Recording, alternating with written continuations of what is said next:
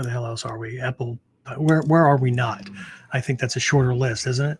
We're on all kinds of not just secondary and tertiary kind of things. I know, big word, but we got all the big ones. And is it around this time, James, that we're waiting to hear about the whole the status of things happening on? Was it Sirius Radio or was it Sirius Radio? Okay, cool. Yeah, because they bought Pandora, right? So we're almost. I can't remember our conversation because that was months ago, but it was almost like we're not a shoe in to be on it, but a shoe in for consideration because we hit all the requirements for Pandora anyway, right? And what was the one that we were on that went the way of the dodo? What the hell was that? Stitcher Radio. That's it. Was it Stitcher? I think. Yeah. Okay. Anyway, all right. So here we are. I'm having a conversation with James, and like you guys aren't even here, but you are. And welcome. Episode 223. Thanks for helping this thing go as far as it has. But I don't know. Well, let me share something with you at the moment. And this is not me venting or complaining or whatever. I feel like shit today. Right? I'm exhausted. My spine hurts. My head hurts. My head probably hurts because my spine hurts. Getting old, having injuries, doing this stuff and a bunch of other shit like, I don't know, wrestling assholes to the ground because they can't manage themselves and they're of adult age, kind of sneaks up on you. But anyway, but there's been plenty of these things where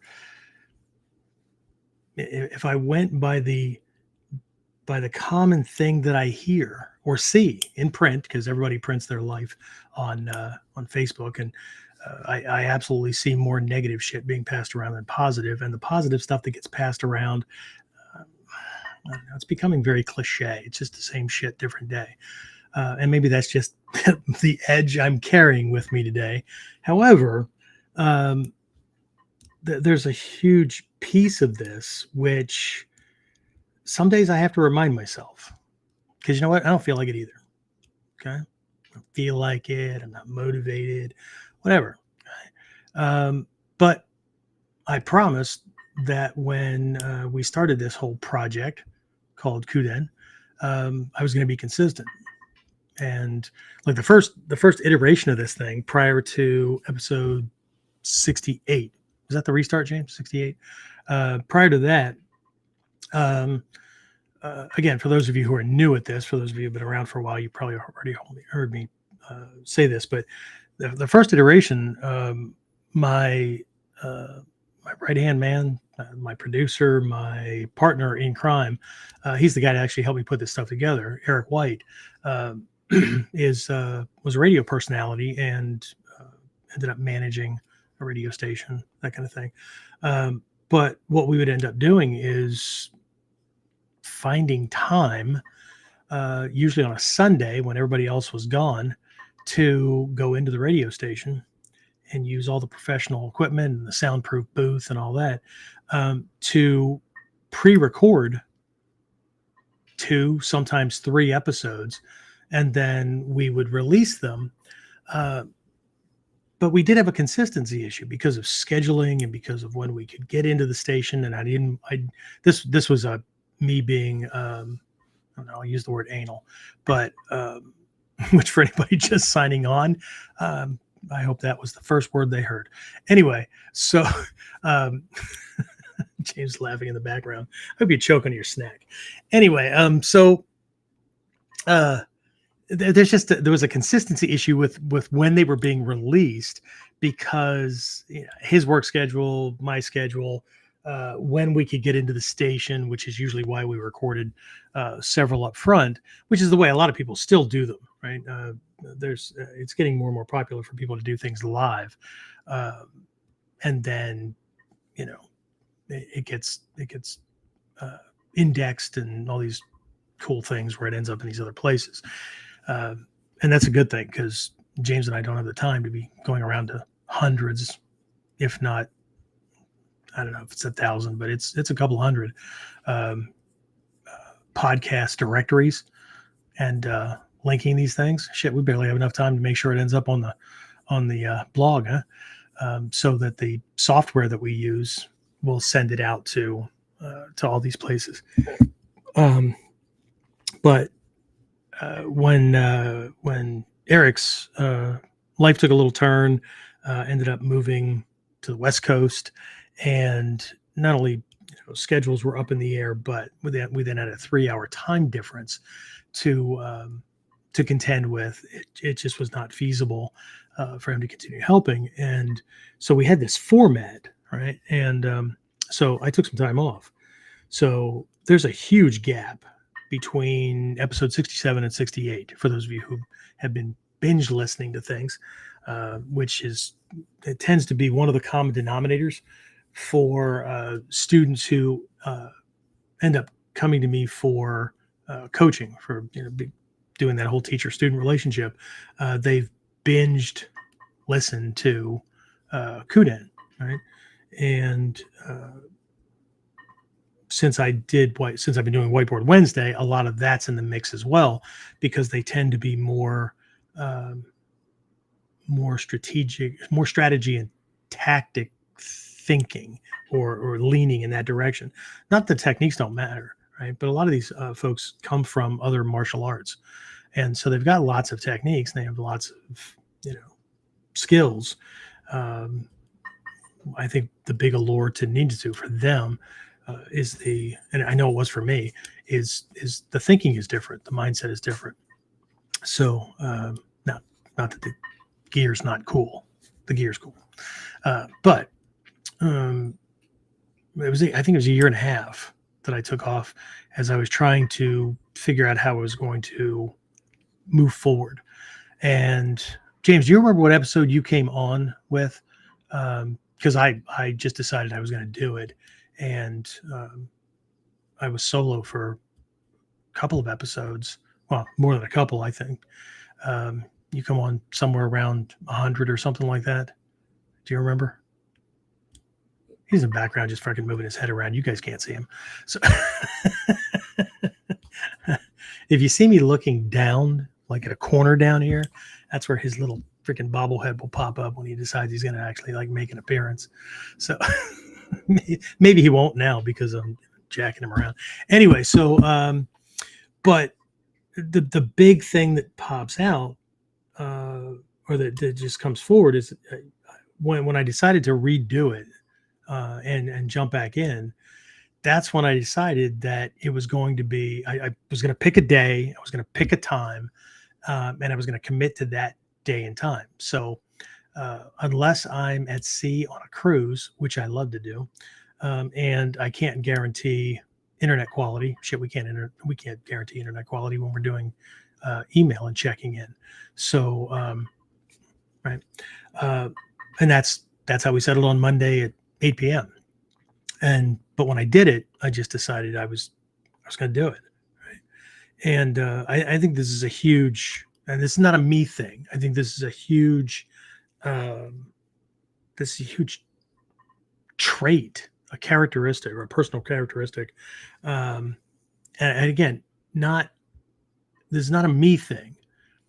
My best students, right? There's a huge difference between somebody who comes in, and James, you and I were just talking about this personality type earlier after class before we started with this, where they talk a good show and they're all in, and then in a couple of weeks or a couple of months, you just kind of fade away. Right? They don't even like. I'll send emails to check in to make sure everything's okay. There wasn't an accident, somebody's not ill, whatever. Because I understand how life can be, and so I'll check in. It's part of my responsibility as a teacher. And I don't get any responses back. I'll leave some messages. Right? Just want to make sure everything's okay. Nothing. Right? It's that avoidance thing, right? But I have other students that come in that they admit to not knowing, like, if they're really going to be able to live up to everything. They might be older, they might have injuries, or whatever, right? But as a part of that first conversation, normally what comes out, or the most common thing that comes out is, I'm not somebody to start something that I'm not going to stick to. So when I decided to pull the trigger, that's it. And so, not that some of these folks aren't, like, I don't know, superstars in training. Uh, I mean, in their training, right? And everybody has their own thing. Some people are just naturally uh, gymnastically inclined, so the rolling and all that kind of stuff, not a big issue. Other folks, it might be, um, understanding the strategy, or the idea, or the feel, or uh, the tactics being employed in given techniques to set up things and make it easier. It might be that. Um, but for the most part, again, this is not a they're not ninja kind of thing. Um, just the opposite, right? Um, there's there's commitment and there's consistency, right? As a matter of fact, I saw an email today. If anybody knows who Moni Azik is, um, he posts a bunch of stuff. He's in I think, in the Krav Maga arena. James, do you know what I'm talking about? So he posts stuff and whatnot. And Krav Maga it's like a modern parallel to what we're doing. As a matter of fact, for anybody who cares, the founder, the creator of Krav Maga, actually trained a bit with Hatsumi Sensei um, in what we're doing. And um, I don't know, the notes I have, and the stories I picked up is, borrowed a couple of ideas, which would account for some things looking very similar. But regardless, right? Um, I think the meme I saw was either today or yesterday, um, where uh, he posted something like that, where it was, you don't have to be the fastest. You don't have to be, the gist of it was, you don't have to be the balls to the wall kind of person, right? Consistency, right? Just show up every day, do what needs to be done, and you're going to get where you're going. Right? Um, we've got lots of parallels, right? The tortoise and the hare story and all that kind of crap. But it's this thing, right? So, and actually, there's a story that I got from Shiroshi Malmstrom. He was in on a meeting. He was in Japan with another teacher, and they were at Hatsumi Sensei's house. And again, pardon me if you've heard this one before, but I get lots of people that are new in showing up for this thing. So, but they were at his house, and the conversation and whatnot just went for hours. And next thing you know, they realize what time it is. And if you've been to Japan, you know that uh, the farther away from the main hub you are, right, the farther away from uh, a, a major hub. And it doesn't have to be the big one. It doesn't have to be the Tokyo station, which is huge. It's like the size of a freaking airport. It's huge. Right?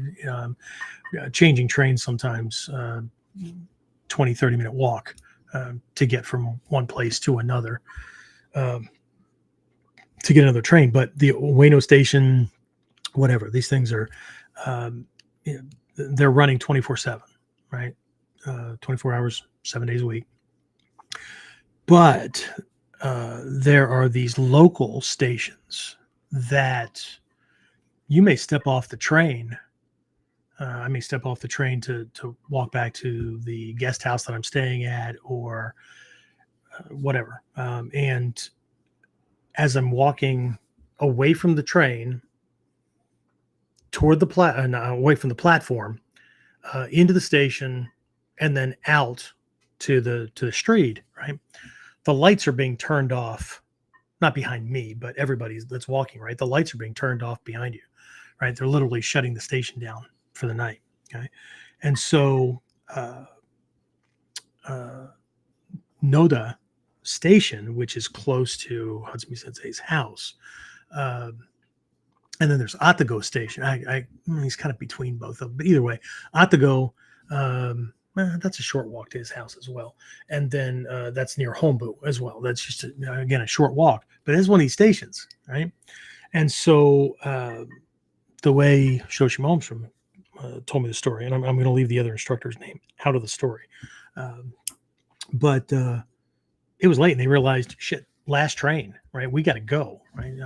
Otherwise, we're going to be taking a taxi, and that's expensive. Like, it can be 60, $70 going one or two stations down the line if you miss your train. So, but anyway, Hatsumi Sensei walks him to the door, right, being very cordial, and he starts putting on his raincoat and his galoshes, right, his rain boots, and they said, no, you don't have to walk us to the station. It's fine. It's late. And I'm not walking to the station. I haven't walked the dogs for the evening. And at that point, I think he had like 9 dogs, and they were everything from these tiny little things to these, I think he had a Afghan big thing. Right. And so, no, I haven't walked the dogs. And this other instructor said, it's pouring down raining out here. And it's like, midnight or 11 or something like that. And now you have to understand, Hatsumi Sensei, when he walked his dogs, it was like a 3-hour walk, right? So, and so anyway, this is what he said. Just it's late, it's freaking storming out here. Walk the dogs, and again, leaving the other instructor's name off. He said, that's the difference between you and me, blank san, consistency. And that's where it was left. So Shoshi Malmstrom, this other instructor, finished out their night. But Hatsumi Sensei took his dogs out for the same amount of time because that's how he got his walking exercise. There's also extra.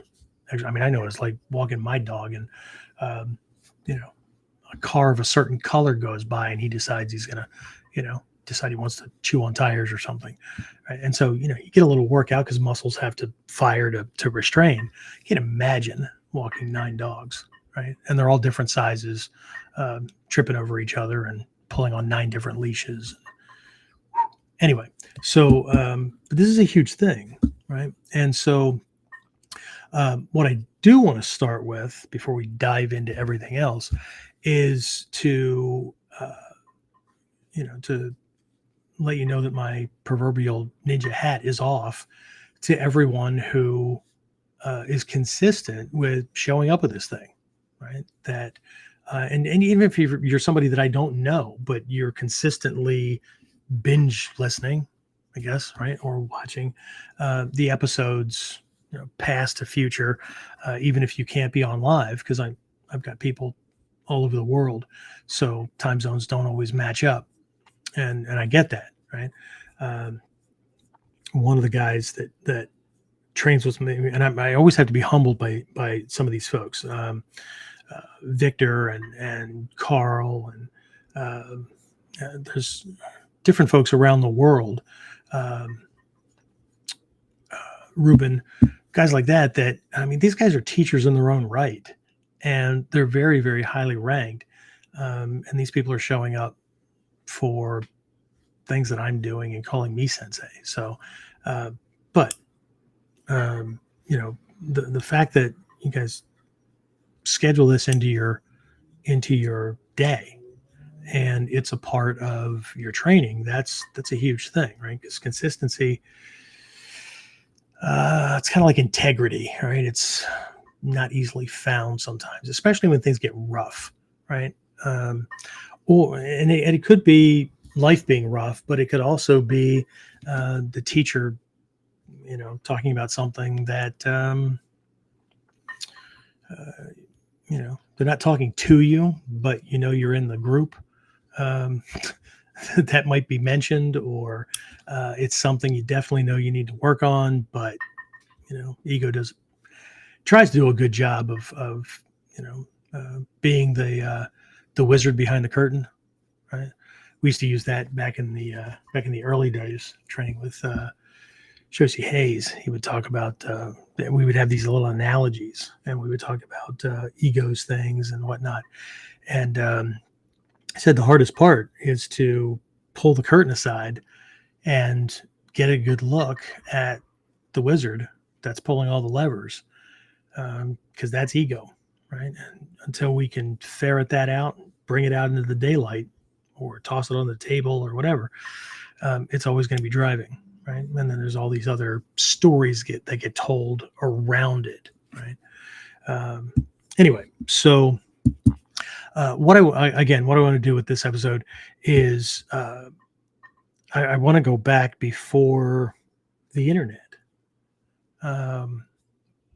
But we'll also talk about some things. And again, these are not all my ideas, right? There was a book that was published recently by somebody that's been in the Bujinkan and been connected to Hatsumi Sensei.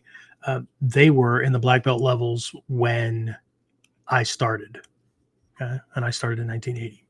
Okay?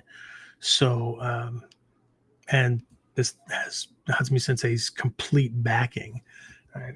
So, again, part of this is going to be a myth buster kind of thing, but part of this is also going to be, with your indulgence, I hope. Again, this is not a sales pitch, although I will mention something at the end for anybody that wants to hop on board. So, brace yourself. But it's not a big thing. What I want to spend a little bit of time doing is discussing why my online program is laid out the way it is. Okay. It's just an informational thing, right? Because people like to compare, right? Holy shit, you have all that stuff, or it takes how long to get rank, and man, I can just go to Japan and you can absolutely do whatever you want. You can also, go online and I'll give you a couple of email address or URLs.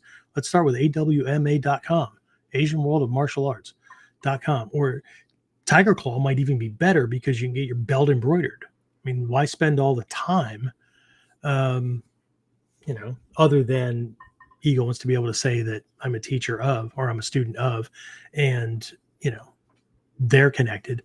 I mean, if somebody wants to take the shortcut to get a black belt, the easy shortcut is awma.com.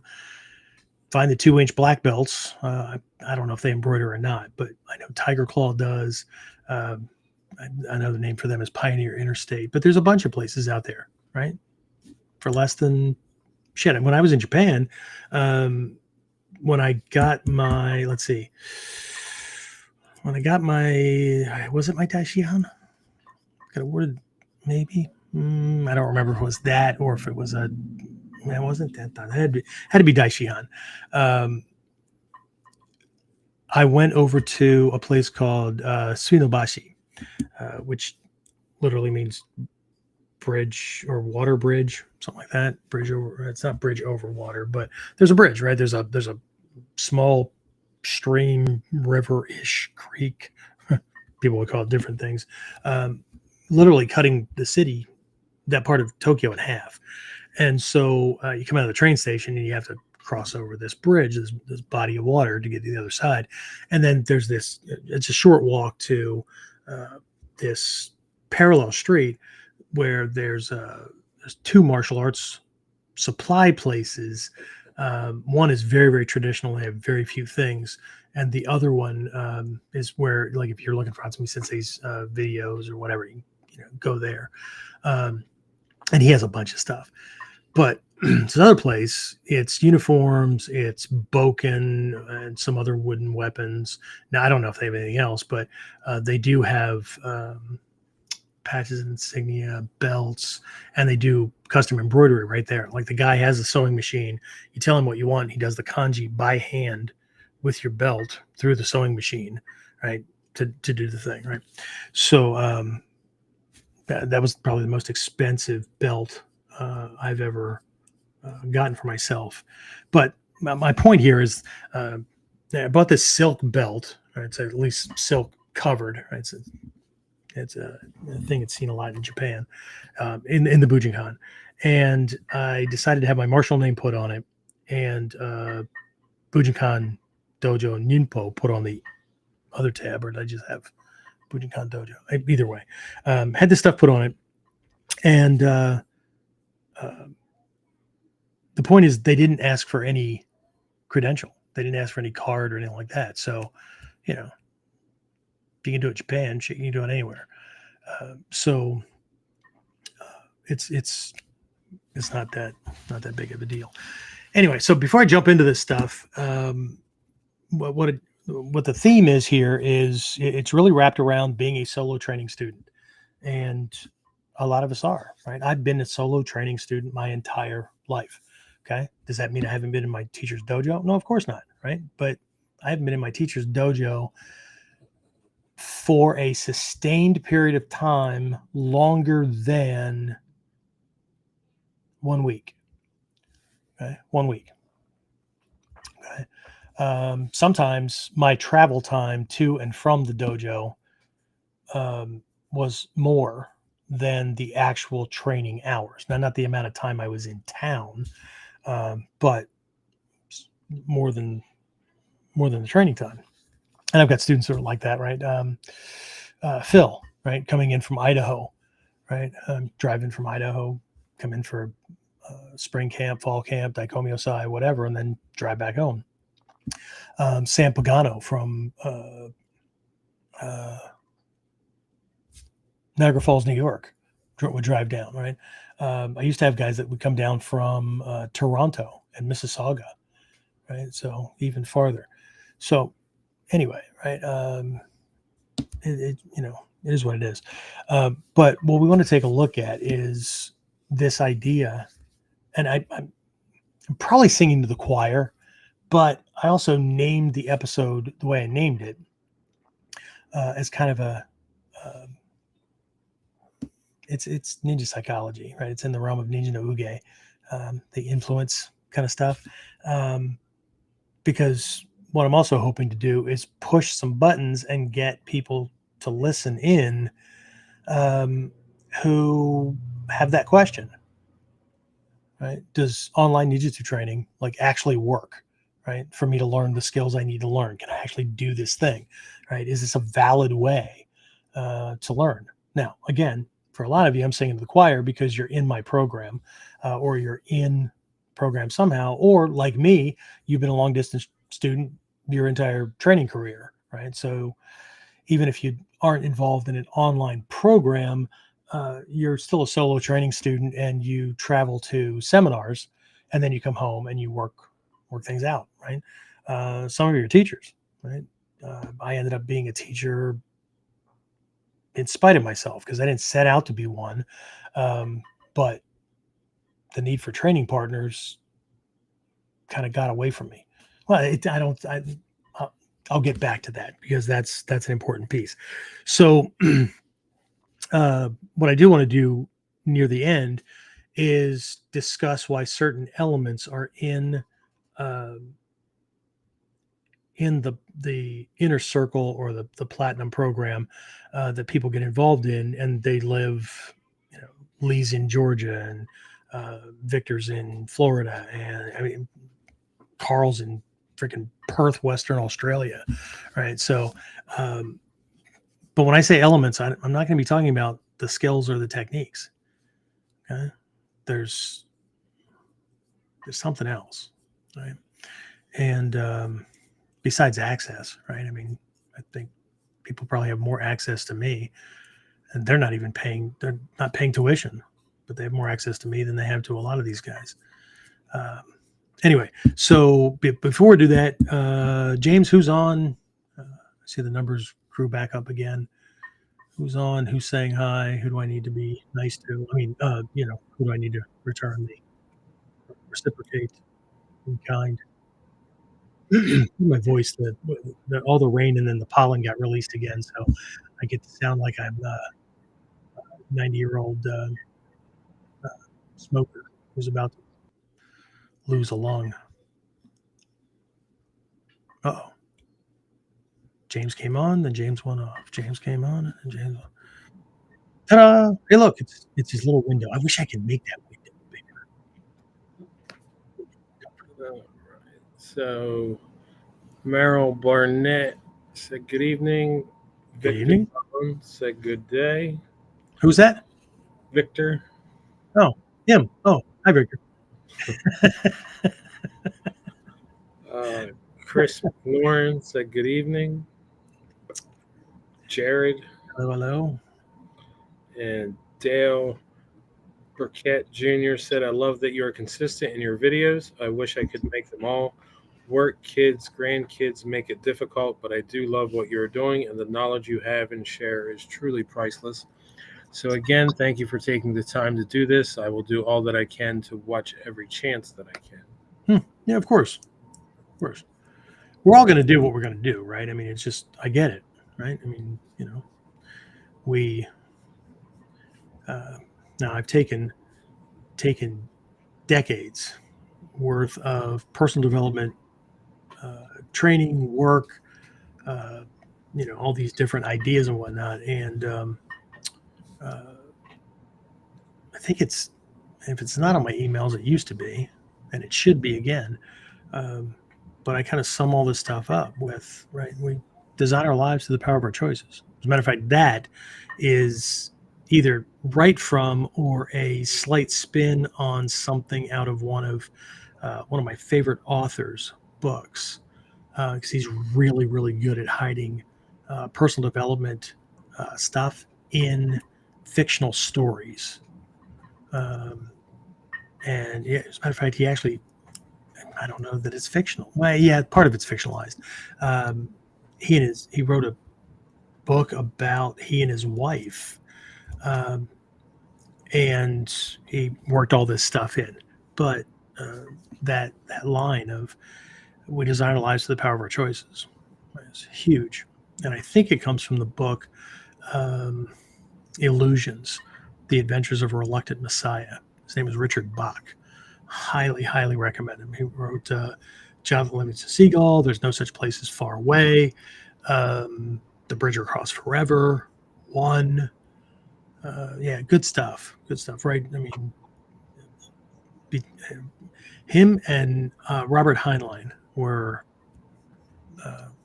go-to guys. Heinlein didn't just like work personal development and empowerment stuff into his stories, but he also worked a lot of historical fact in that characters would discuss, and I'd bump into these things and like, I've never heard that before.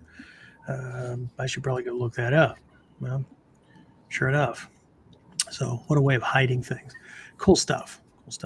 So anyway, yeah, guys, thanks. I mean, you're gonna do what you're gonna do. I'm gonna do what I'm gonna do. It's the way it works out, right? So if I can be of benefit, then, or if I can be of help in your journey, it's kind of like it's how I'm honoring my teachers, right?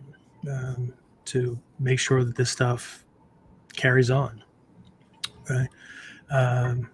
But to Dale's point there, or at least one part of it, I think this is not a Dale thing because I don't know Dale personally.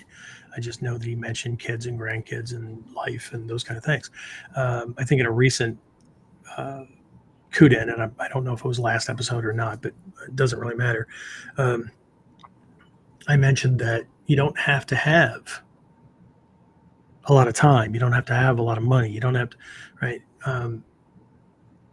People tend to lament that they tend to focus on what they don't have and then use that as, and I get it, right? The word that ego uses is reason, okay? But they use it as a crutch, or they use it as a justification for only doing so much. But from a ninja's mindset, from a warrior's mindset, we need to be able to look at everything we have and be able to figure out, be creative, right? Figure out how any of that or all of that can serve me in my training. Because I truly do believe that when you understand this art, when you understand Ninjutsu, Ninpo, right? You're never not training. Right? Now, I mean, if you're not you guys, because you're all enlightened, right? But if you're bitching, you're complaining, you're, you're not doing anything, right? Then that's not training. I mean, that's reinforcing old habits so that they are reborn into the future, and then it truly is same shit, different day. But here's what I mean, right? There was a period when I was in the Army, and I was stationed in what was then West Germany. I was a Cold War soldier, so we were a constant threat of shit happening between the U.S. and the old USSR. And there was a period of time where we were locked down. And as a military policeman, right, luckily I had garrison work, which means I got to be a cop, right? I got to be that was my duties, right? I didn't get stuck on some missile site, watching grass grow and shit like that. I did end up in Grenada at one point, but while I was there, we were under this constant threat, and it took everything I had to keep a small training group going.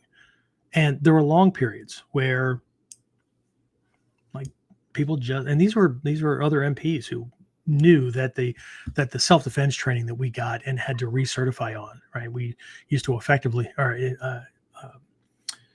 affectionately call them the government six, right? We had these like 6 techniques that we learned in MP school. We were all, I think we had like, it was a total of a day and a half of training, but it was spread out over 3 days, over 3 afternoons. And then, when I used the term that we were graduates of Thursday's class, 3:00, I'm not kidding, right? I think it was a Thursday. It could have been a Friday, but I'm pretty sure it was a Thursday. And so, every year, once or twice a year, we had to demonstrate these techniques. But all of us were like, dude, I have yet to be in a situation where that kind of thing has happened, right? And we all I think one of the techniques that I learned, and I learned it when I got to my first duty station. I didn't learn it in MP school. And if I did, well, then my brain's foggy. But we called it the gooseneck come along. In this art, it's called takeori, right? It's this wrist folding jam kind of thing. I think I used that and what we call sankaku jime, right? Triangle choke, more than anything in my career, because I was also the shortest guy in every unit. But there was a period, it was a year and a half, right? And I used to go to seminars. My friend Bryn Morgan out of Liverpool, England. So I was I was north of Frankfurt in what was then West Germany. So one of my students, he was an interpreter with the Air Force. He was stationed southwest of us. So, and he was an hour and a half, 2 hour drive. And so he would drive up. He drove up once a week to do our group classes when the group was running. And then when either Bryn was doing a seminar because he was my senior. He was doing a seminar, or he had Shidoshi Hayes over from the States. Then my guy would drive up, pick me up, and we'd carpool. We would drive up through Germany, through the Netherlands, to Ostend, Belgium, which is on it's on the English Channel, right? And we would take a ferry, a boat, across the English Channel to Dover, England, and then we would drive all night long to get to Liverpool so that we could check in and train the next day. And we would train for usually 2 days. Sometimes there was a third day thrown in there, and then we would reverse the entire process all the way back. This was, me being a lower enlisted, right? Most of my money went to family, so that work it out. And if I wasn't doing that, then I was, figuring out how I was going to get back to the States to get to Dayton, Ohio. Well, Germantown, Ohio, which is a little burg. You hit Dayton and then you go south in farm country. So that involved planes and buses and then return trip. And at one point, it was like the first movie of First Blood, right? Where he was just walking and then, cop gives him shit kind of thing. Yeah, that was me. I stayed in a hotel or motel in the outskirts of Dayton, looked it up on a map. I mean, I was Army, so, a little bit of a walk wasn't going to hurt me, right? Well, it's a 13-mile walk. So anyway, I just set out and started trucking. These Ohioan neighbor or, country folks, here's this lone person walking along this road. Next thing you know, this cop pulls up, ID, puts me in the back, for his safety and mine. And I understood. I mean, I was a cop. I just didn't like being in the back seat. Ran wants and warrants and all that kind of stuff, and then drove me the rest of the way. So I didn't walk 13 miles. I probably walked 4, right? And then he dropped me off. Now, him pulling up at a tobacco barn that has no sign on it, nothing that says anything about a seminar, a ninja school, any kind of martial arts or whatever. And I'm like holding up the paper that I got that was sent to me, what to bring, what the weekend entails. It's got the logo at the top, Shadows Vega Society, and then at the bottom, big letters and stuff, the address.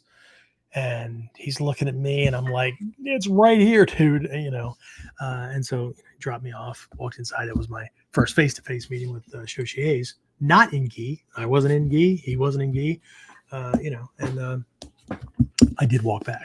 He wasn't giving me a ride because he didn't know me from Adam. So anyway, it's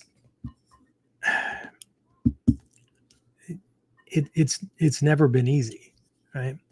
I was just telling folks online today. I think Jeffrey Fletcher was on. A couple of my guys from a couple of different programs. One's in the Nimbo Master class. Jeffrey's in the Nimbo. Well, he's in the Mod 3, the Dominate and Win program as well. We're doing work on this fire element. So he and Jared were on. But I think at the end of that class, I told him, man, back in the freaking 80s, holy shit, I would have killed to have something like this, where my teacher it'd be like looking through a window, right? I'm in the viewing area and they're demonstrating something. And then on my side of the viewing area, I'm going to work this thing out, right? Shit. Are you kidding me? Right. Which kind of leads me into this first part of this story. Cause again, all of us from the old days, right? Well, I would say 95% of us, because there were only 3 places in the country where there was a dojo or a regular meeting for classes, right? So Stephen Hayes he was originally he was in a shopping plaza in Dayton, not in Dayton proper. It was in one of the suburbs. I'm trying to remember that. It'll pop into my head at some point, probably when I'm sleeping tonight. Anyway, so he had that, and then when he did the barn, then everything kind of shifted in that direction. And then Shosha Malmstrom had taken over with some other students the dojo in Atlanta, which was actually his Taekwondo dojo. Now they moved locations a couple of times, but it actually started out as Hayes' Taekwondo dojo or Taekwondo, Tangsudo, something like that. When he went to Japan to study long term, because he had actually gone twice. One was a short trip, and then came back and decided he was just going to do this thing. Right, he was jumping in, right, and went. So he had that, and then so remember Jack Hoban, for anybody who knows him, and Bud Malmstrom were actually under Hayes before they got ranked, as peers and that kind of thing. But Jack Hoban was actually in Stockton, California. I think it was Stockton, California. And I can't speak to whether he had a physical dojo or if he was renting space out of like a YMCA or whatever. I do know, a lot of you know, he moved to the East Coast and, it was in the New York, New Jersey area. And so he does his classes and or seminar workshop kind of things out of, or did anyway, when I was involved in that area, when I was coming up through the ranks that way, in Red Bank. There was a YMCA in Red Bank, New Jersey, that we went to, right?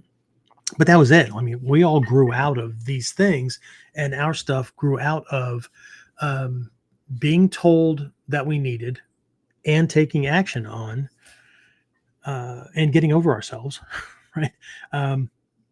Recruiting training partners, right? And trained wherever. I mean, there were times when I trained in my group met in my basement of my home. Nice weather. We were out in the yard. We had a fairly large yard. Lots of guys did that. There were times when I negotiated with local YMCAs to use a room for, an hour, 2 hours, once or twice a week. Lots of people have done that. There were times we went to local parks. They were either municipal parks or they were a state park or something. And everybody just knew where we were meeting and when, and we did this thing. And so, all this growth, right? Again, just came out of a need, right? Because we were in the same boat that probably a lot of you are, and a lot of students are, right? I mean, the people that are local, my students that are local, right? In regional, they wouldn't have to drive, but they do it anyway. So, but when I say local, I mean people that are willing to drive 5 minutes. James, you guys like 5 minutes away, give or take, from the dojo. It depends on traffic, I guess, but it's not that far, 5-10 minutes. But Shoshu Whistler, right? He's been driving for half an hour, 40 minutes, give or take, since he started in the mid 90s, late 90s maybe. And then got people that drive an hour and 20 to come to class consistently. But my point is, they're extremely lucky. Right? Because relatively speaking, compared to karate dojo, aikido, taekwondo, whatever, right? There are still way fewer ninja dojo and formalized training groups around the country, around the world, than just about any other martial art. So what that means is the greater percentage of students in this art are solo, long distance training students trying to figure out how to get this training. Okay. So, while I understand the roadblocks that people run into, I also think that one of those roadblocks is perception, that um, they believe that their situation is unique, and it's not. Right? What's that old saying? The more unique you think you are, the more average you really are. Because one, everybody thinks they're unique, their situation is unique, but everybody's got the same thing, and so did the teachers, right? I mean, shit, Hayes, relatively speaking, Malmstrom and Hoban didn't have to go very far to train with Hayes, even though one went from the Atlanta, Georgia, Norcross area, 9 hours, and the other one kind of fly in from California to get to this little thing in Germantown, Ohio, or host seminars or whatever. That's actually relatively close compared to Hayes having to go to Japan itself and figure out a new culture and all that. It wasn't just, well, he went there and he trained. Yeah, a lot of that training was trying to figure out Japanese culture and not starve to death in the process, because he didn't understand that the way the economic system in Japan works compared to ours is completely different, from rent and utilities onward. I mean, what was supposed to last him money wise for at least a year, he was broke in 3 months. Okay, so, and he still stayed. Anyway, if you ever see any of the really, really old pictures of him, he's got this like big hair thing. That wasn't by choice. Right? Couldn't afford a haircut. Okay. So you do the best you can with what you have, and it's a figuring it out kind of thing. But coupled with the the uh, the idea of uh, we design our lives to the power of choices, right? Uh, which we have, right? We have what we have, but we have a lot more. I mean, in our 9 steps to effective survival training, there's a workbook. I'm going to be re-releasing a bunch of these things, so and then doing some training wrapped around them. But one of the steps in there, one of the early steps, it is number 3. Okay, it's usable aids on hand. Right. So the question is, what's here? Right. So it could be a plane crash, could be whatever. Nobody's coming, or they don't expect that. It could have been a storm that came through, and we were out on a hiking or camping trip, and half our shit got blown away. Right. So what's here? What do we have? Right. Most people would just look at the food stores or the medications or whatever. No, what's the height of the grass around here? Right? Can we make rope out of that? What do we have? Right? Clothing wise or whatever, because clothing, that's going to become, if I don't have to make rope out of grass, which takes longer, right? But it could be therapeutic if I've got somebody anxious and on the verge of freaking out. I show them, teach them how to do this very, very quickly, and go, great, I need 30 feet of that. I'll be right back. But clothing, first thing I'm going to do is tear that into strips for lashing, right? Because that's the fastest way to make rope. Or I'm going to use patches of it for filtration, to filter water through, to make sure that we have at least one filtration or purification process going out of the 5 that we teach everybody, right? And none of them are gadgets, because I teach from the primitive caveman position. That means you're naked, alone, and you have nothing. Right? If you have a pair of underwear on, that's a huge bonus. Right? And I don't just mean because your junk's covered. I mean you've got material that can be used for lots of things. So anyway, what's here? What do you have? Okay? And back to that time in West Germany, year and a half. But that didn't mean that I didn't train. Okay? Anybody that in my unit that mentioned that hey, you do this stuff or whatever. I mean, eventually I did it long enough that I was assigned. I was given the assignment of being my military police unit's self-defense and survival instructor. So then whenever that kind of stuff popped up, ran people through the paces, and they all knew as well the government 6 was shit. So I was supposed to cover all these other things, right? Weapon retention, disarms, all kinds of things, right?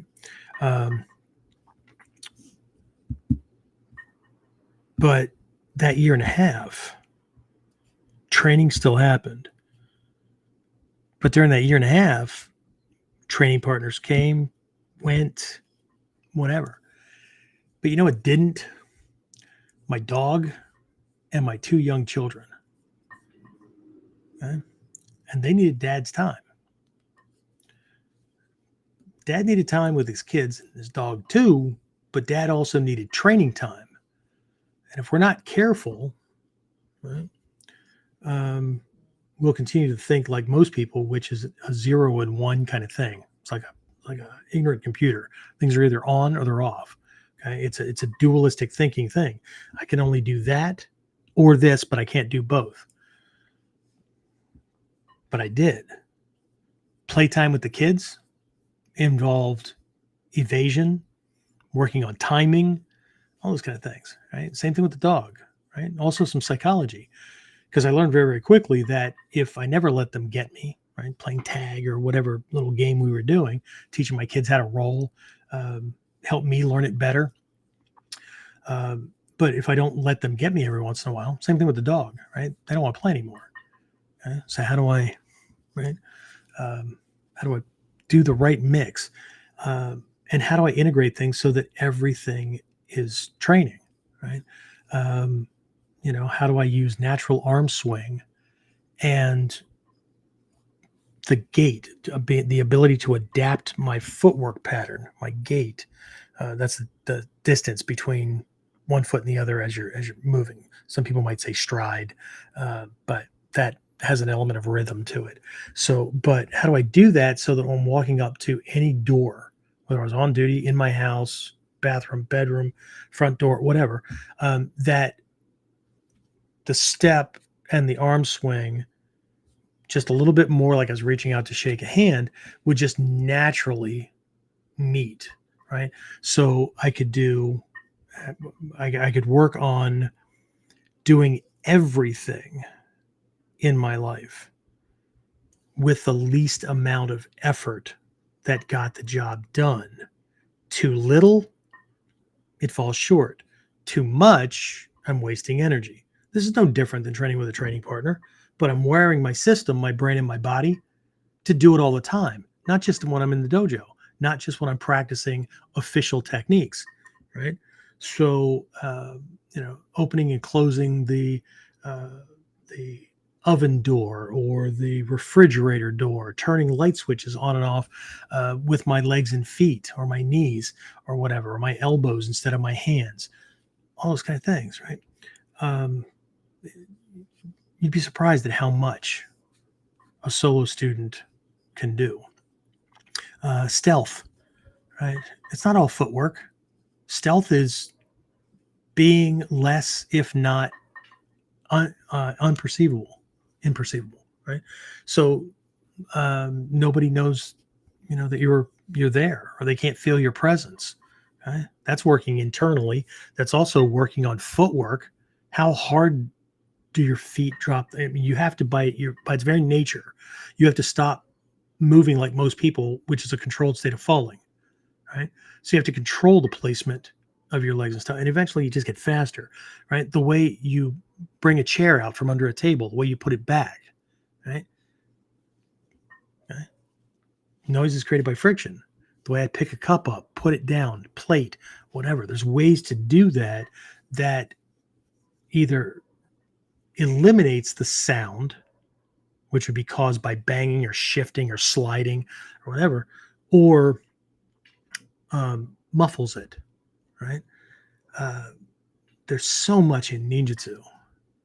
And I think the fact that over the years, it started in 98, where we're going to work on Budo Taijutsu because people, they didn't understand ninjutsu techniques, because ninjutsu techniques are both variations of conventional warrior things, but they're also done in a way that your attacker, let alone anybody else looking, can't perceive what you're doing, right? What they see is not what it looks like. Okay? And so um, when the shift was made to go from Ninpo Taijutsu, because to do Ninpo Taijutsu, you have to understand Budo Taijutsu.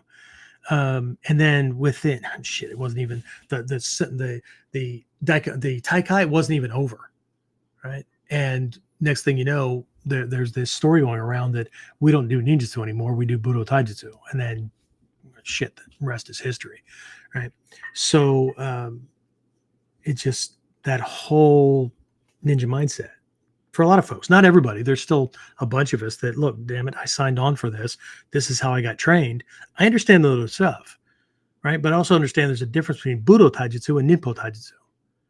Taijutsu is Taijutsu. They're just alternating names. No, Budo, martial ways, okay? Fighting, conflict, warfare. Taijutsu, body skills for martial ways. Great. Ninpo Taijutsu, same thing. No, Ninpo, way of persevering, way of enduring, way of overcoming odds. Taijutsu, body skills. See, one's going to include more stuff than the other one. Because in Budo, you might find somebody that'll cover how to survive an attack from a vicious dog or other animal. But in Ninpo, it should be included because it's something that needs to be overcome, dealt with, or whatever. Because the focus just isn't on dealing with human attackers. And come on, guys, face it. We live in the Western world, right? It's pretty freaking safe, which does two things. Again, James and I talked about this stuff earlier. It does two things. One, it causes training to be a little fucked up because most people haven't been attacked, or most people have only been in scuffles and fights like in school or whatever. So and they've seen other sport competitive fights, but very few of us have seen, like a kid's head exploded on a highway and stuff being down, or somebody actually doing the whole grabbing and sawing ice pick kind of shit into the gut, and or having to wrestle your own sidearm away from somebody who they haven't been able to get at you any other way, so they wrap themselves around you, and then that was their target.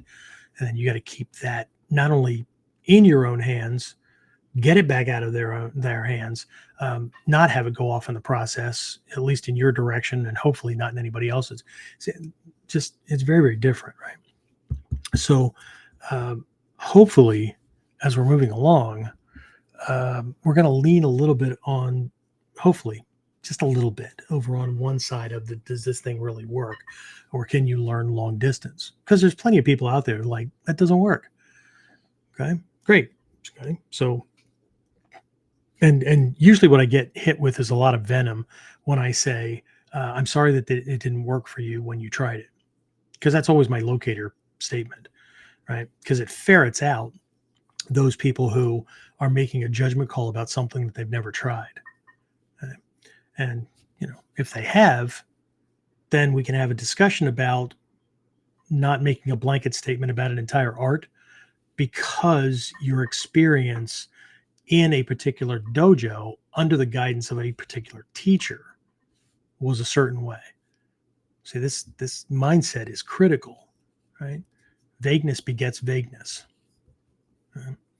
So we're either problem solvers, in which case, like a doctor, right? Mikyo, we have this character, Yakushin Yorai, Baizaji Guru in Sanskrit. And he's conventionally known as the medicine Buddha, but it's an aspect of an enlightened person or a skilled person or a wise person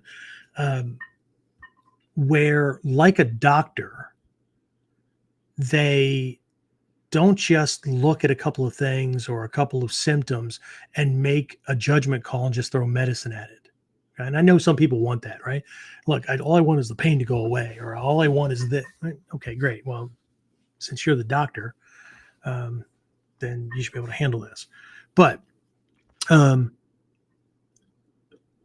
what they do is they have a process to diagnose, to run some tests, to validate, to exclude, and to get rid of other. These things aren't in the ballpark, right? And then once they know the problem, what's at the root of this thing, then they can properly prescribe medication. Okay, this process, right, is not a process of vagueness. It's not a process of, well, I've got this problem or this situation, so therefore this is what I'm stuck with. Okay, well, what's at the root of this? Okay? Because ultimately, we're the arbiter. We're the decider as to what we will do, what we won't do, or whatever. And I don't want to hear anything. Right? Today's one of those days, right? Because I did it in class today, and I even had a couple of moms perk up like that. I don't care. I don't care if anybody like clicks off, unsubscribes, whatever. Right? Truth is truth. Right? The sooner we as individuals, each of us, realize that the only thing that keeps us trapped in a situation is either our desire to be there, our ignorance of any other ways, we don't know any other ways, right? Or we've got there's like a blame thing going on, which produces anger or envy or whatever, right? But we see ourselves as stuck, or we keep picking things that allow us to be stuck, right? I get it. We're all good men. We're all good women. We're not going to abandon our families or whatever, right? But even negative people that have abandoned their families or whatever, are role models. They still point out a potential that exists. Okay. Now, I'm not walking away. Never abandoned my family. But that doesn't mean that wasn't a potential that I had and an option that I had, but I wrote it off and decided I'm not taking that one. So as soon as I eliminate that option, just like choosing to not roll because I don't like rolling, or choosing to not do a certain skill because I don't think that's necessary today, or whatever, right? We're not just choosing to not do something we don't like, or I don't want to have to go through the pain of the process or whatever, right? We're not just doing that. We're also excluding a butt ton of options and skills that we don't know that we might need. And if we need them and don't have them, well, then you're shit out of luck. Okay. So, and again, I would rather have skills and not need them ever, right? Lay down for the rest of, the last time in my life and take that long sleep, and not having needed many of these things that I've trained in. But to need it and not have it is like insurance. Was exactly like insurance, right? To need it and not have it, right? You could bitch and complain about it the entire time. I know we did, till we had our house fire, right? That cost $300,000 just to put the house back together. That didn't count the personal property and stuff like that, right? So bitch and complain about the price of insurance until you need it, right? So, but I would rather have it, not need it, than need it, right? So, but anyway, we need to recognize, right, that, and I'm going to use these words, but until you believe this to be true for you, Right? Like Shidoshi Momshin used to say at the beginning of every seminar, everything I'm about to teach you this weekend is shit. Okay? It's absolutely worthless. It works for me. I'm not telling you these techniques don't work. I'm not telling you these strategies don't work. I'm not telling you this stuff doesn't work. It works for me. But for you, it's just empty information and shit until you make it work for you. Until then it has value. Until then, like all these KUDENs, right? Again, I appreciate everybody showing up and I appreciate everybody learning, and I'm sure everybody's taking stuff away. And I'm going to assume, I know it's a bad thing, but I'm going to do it anyway, right? Because I find it very, very difficult to believe that people will go through these things. Are what, hour and a half, 2 hours, right? Sometimes a little bit more. If the big ones, right, will go, shit, how long did episode 200 go? 3 hours, a little bit over. We'll sit through this stuff. And I don't care if you're doing it live or you're on Apple Podcast or Google Play. Well, I don't care, right?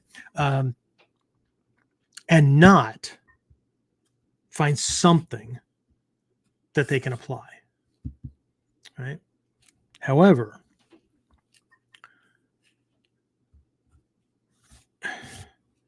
until we, each of us, each and every individual who wants this stuff recognizes that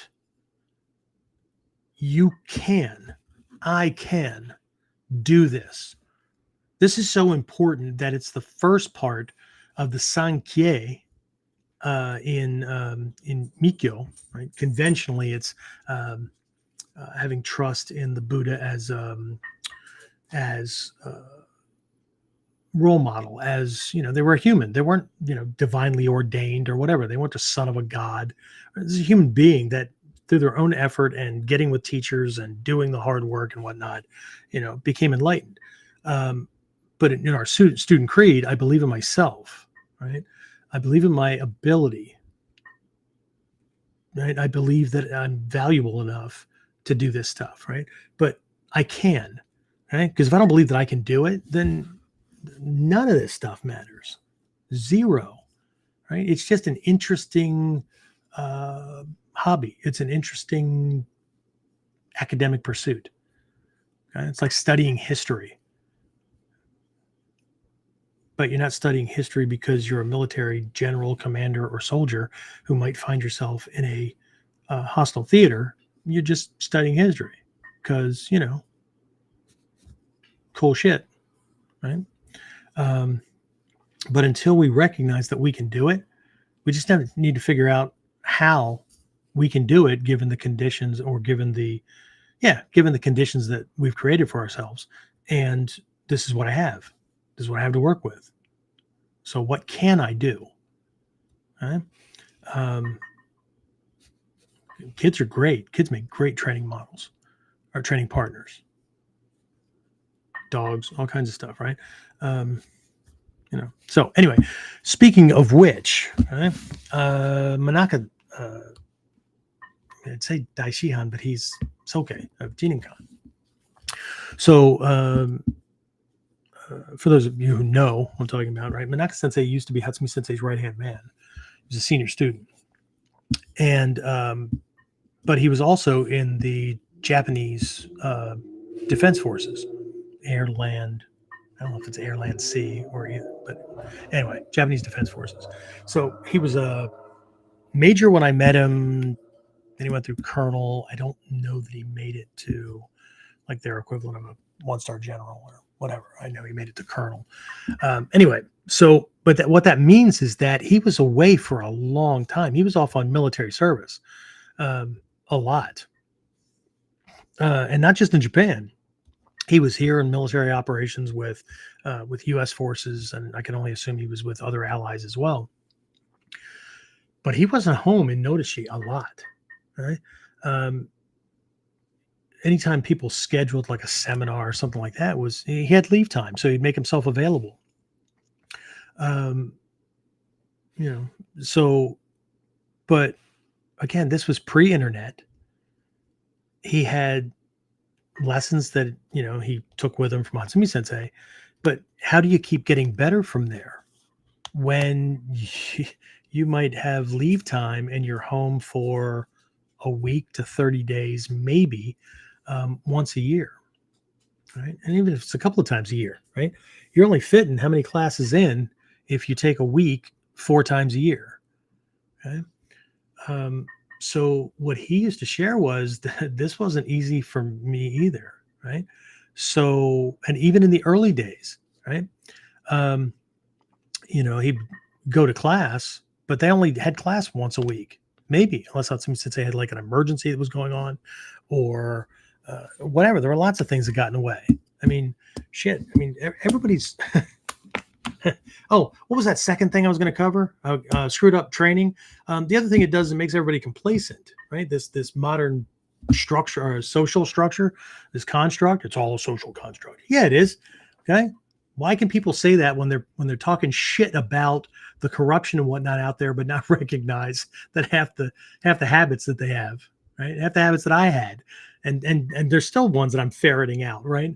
Are based on this social construct, right? So, and we buy into it, but what I mean by the complacent is um, this is not Sengoku Jedi Warring States period. This isn't even the freaking Edo or whatever, where more and more peace was coming in. It wasn't the 100 years of enforced peace. What that means is, unless you're living in the inner city and there's crack houses all around, there's drive-by shootings all the time and whatnot. Most of us have no imperative reason to do this. Zero. Because if we did, one of two things would happen. We'd either had our asses, lit on fire, and we would be doing this regardless of what else was going on, right? Or, we would recognize that I'm just going to be the uber respectful guy in the neighborhood, so nobody wants to lop my damn head off. That's what happened back in Japan, back in ancient Japan. Okay, you were either a warrior or you were somebody that, you did your duty, and if you bumped into one of these guys, you had to obligatorily surrender your head. Okay. So, but we don't live in times like that. Right? What's that old saying? Hard times make strong men or people. I'll extend it out. Okay. Strong men make for good times. Easy times create weak men. Weak men produce hard times. Hard times produce strong. Right. So, more comfortable one is, and the more subconsciously, unconsciously, because consciously we can tell ourselves any story we want, but it's the subconscious, unconscious drivers that are doing it, right? If we really don't believe that we're going to be attacked, right? You know where that goes, okay? So anyway, Manaka Sensei, what he would discuss is that, sometimes it was just practicing basics. Sometimes it was just, he had some of the books, and there were only a couple in the early days, Togakure Ryu Ninpo, and some of the ones that Hatsumi Sensei wrote earlier on were like more books on life philosophy than they were on taijutsu. But as books came out, right, he would, during his downtime, right, prop open a book, like a lot of us did back before videos came out, because the first video for Ninjutsu didn't come out until mid to late 80s, right? Prop it open, put some weights on it, look at the step by step, or just pick a picture, like a kamae or whatever, stand near a mirror, make adjustments, and then once you had it picture perfect, and then you make other adjustments because you had to find what was right for your body so that there was ease of movement. No, not comfort. Ease of movement. It's not going to feel comfortable in the beginning because your body's not used to doing it. Right? And that's another thing that leads people off, right? Well, that's not comfortable. Well, okay. It's just like I remember I came home on leave as a military policeman, and I did stuff in Germany where on the autobahn no speed limit. Okay, but there were laws in Germany for seatbelts way before ours, right? And it was just that thing. But there was a saying that we had with the German Polizei, and that was that you only ever have one accident on the autobahn. It's because you're not alive to have any other accidents. And if you are, well, you're not driving. Because at 70, 80, 90, whatever, right? Or having one of these freaking Ferraris or Maseratis go zipping by, or Lamborghinis that flash their lights at you from a mile back, right? No. So anyway, but again, propping the book. If a senior black belt teacher in the art can do that for practice, to do something, to develop, maintain, hone, or improve current, past, or new skills. I'm sorry, as a gakusei, as a student, I had nothing. I had no freaking excuses. Zero. And if my reasoning for doing this is to pass it on to my kids or my grandkids, which it is, right? My grandson, we've already started rolling and all that kind of stuff. My kids didn't have a choice, right? They went to class. Okay? Did they all like it? No. Okay? Did they all like me when I made them? No. My job's not to be liked. My job is to know what dangers are out there in the world and make sure my kids can handle it. And the older they get, right, my job is to protect them. But the older they get, the less time they're around me. But that doesn't relieve me of my responsibility. Okay? So just thoughts. And again, this is just me, right? My show, my opinion. Unless I have somebody on that I'm interviewing and Lee's on, he can jump on and tell me that I'm wrong. Anyway, but this is just one of the things that Manaka dai-shihan would do, right? A bunch of it. I mean, we came up with all kinds of creative stuff.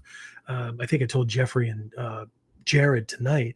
So we just had an introduction to katana seminar. Not this past weekend. I think was it the weekend before, James, or the one before that? I don't remember. All this shit just runs to 2. Was that 2 or a gang symbol? What the hell are you doing? Okay. It's like kickback, like.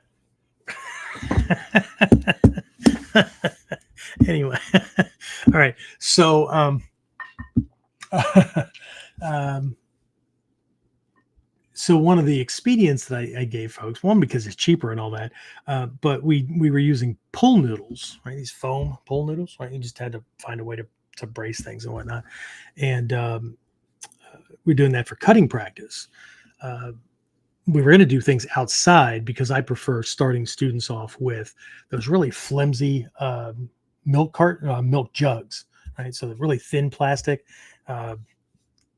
quart, half gallon, even gallon ones, filled with water, and everybody gets all jazzed because they cut it. What I want them to do, and I know they're going to be jazzed. I get it. Right? It's a thing, right? But we start with that, not just because it's easier to cut, but because it will show much better the path of the sword through the cut.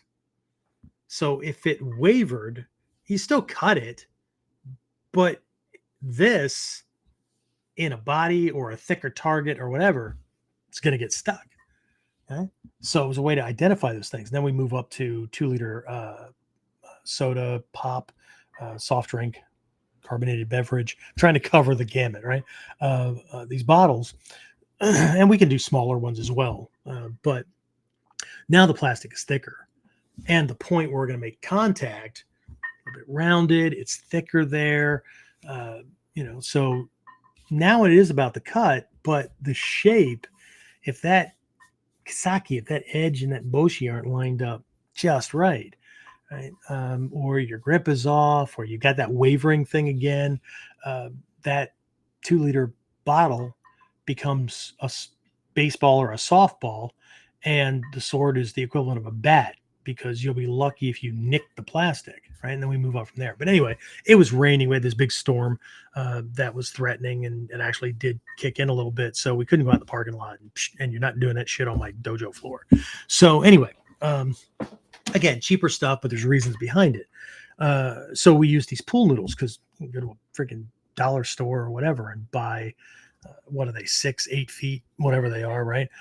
Different diameters for $1 to $3, $1 to $3 a piece, and then I don't mind cutting them. So, but anyway, Jeffrey, one of my guys,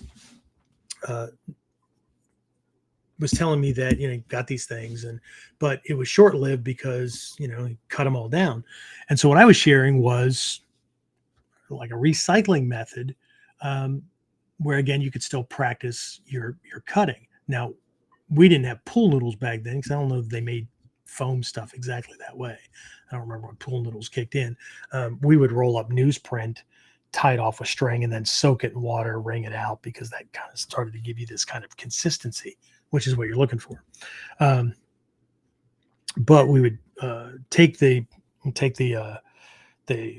remnants of the pool noodles, because now you've got these like cut through chunks, right? And so tie some string around it and then suspend it from a bar or a ceiling or whatever, right? Fishing line, thread. I just used like kite string or twine or whatever, right? And they hang these things down. And now what you have is something that's not anchored really well, like somebody who's stationary and petrified. They like lock up for a second. That makes that tameshigiri, the conventional one, more realistic. Now you got something that when you touch it, right, it's going to move. And so we had this thing suspended, and there's still, and we did the same thing with knife work, right? Because Ninja Knife Work, for those of you who are on live, well, I'll just use this because warriors always carry blades. So, right. So we're not arcing this way, right? It's done the same way. The way we use a shito, right, is indicative of the way a short sword or a tanto or whatever is used. Okay. So yes, there are the ones that are like Aikido or things like that, where it's like a push cut with a sword, this kind of thing. So there's a bang to that. I don't know if you can hear that on the mic or not, right? But there's other ones like very gyokko-ryu, like that are more like a hatchet, where you're throwing it at it, right, this way, and you're like you're lopping something off, right? So our knife work is like that, right, where it's sent out and it's done the same way, right? So that you're throwing the boshi to gouge things out, right? So because again, remember, it's budo, right? It's not about cutting him. It's about lopping parts of his body off. It's not about scoring points or winning a fight. It's about rendering another human body incapable of getting at you structurally in as few moves as possible. It's very different, right? So anyway, we hang these things down, and then that way we can make sure that we're throwing the boshi to catch this thing, right? Because if you're coming in and your accuracy with meeting the target, whatever is different, it's just going to bounce around. You might get a little cut or whatever, but now can I lop that? So then if I can do that, then these suspended things, right, before I'm ready to go, then I'll tap it with the boshi to get it moving. And so it's suspended. So it's going to be bouncing around and swinging and whatnot. And I have to meet that moving target, just like in combat. So I can't do this shit with a training partner. I can't train without a training partner. Well, good luck finding somebody who's going to let you lop their fucking arm off. Excuse my language. I apologize. All right. But there's so much that can be worked on. Right? Yeah. With another human body, moving limbs, there's spatial orientation, There's a certain type of timing, distancing, angling, and whatnot with a moving body based on the limbs and all that. But that has nothing to do with the bite that a strike has, because you can't do that kind of strike. We were doing striking practice during the class tonight, right? And we started with a foam thing because people need that to start with. If you're in the Dominate and Win program, probably you've already seen, James, those are all up, right? That drill from last week is up. Yes. Okay. So when I was demonstrating that, I didn't start with one of our padded PVC pipe kind of things that we start students with. I just went straight to a shinai, which is still flexible compared to what we did coming up through the ranks. Softest thing in the dojo was not a shinai, it was a boken. So partner holds it out here in tate no kamae, and you come through and strike it. And the point is to try to get that tip of that shinai or boken to at least go horizontal, if not hit the floor, right? Because you need to condition the hand. It's called fist confidence, right? Because every strike, it's not the kata, it's not the completion of the kata. All ninjutsu kata are overkill. They're all, most of the moves are what if this part didn't work. When I say kata, I don't mean waza like learning osoto nage from a kumiuchi or whatever. Ichimonji no kata is an ideal. It's a really good freaking ideal, because you do uke nagash, you tie his body up without wrapping him. You tie his body up with balance and pull and structural control, so that it takes one shot to uko or chidome, one of these points that disconnects thing, and this friggin' fight's over. Now, it doesn't look like that with the training model, because done traditionally, I'm in Ichimonji no Kamae, he's in Ichimonji no Kamae, so we're both left forward or right forward, however we start, right? And then he'll punch, I come in, catch mine, I come in and I strike in a way that, again, all beginner movement, all introduction lessons to a kata are all done so the uke can take ukemi. He's practicing punching, grabbing, kicking, and ukemi. I'm practicing receiving, kazushi, balance breaking, and whatever the finishing move is. But the higher up you go, your uke better be getting better at ukemi, because he's going to have to save himself out of worse stuff. But at a certain point, you start doing things that take away your partner's ability to do ukemi.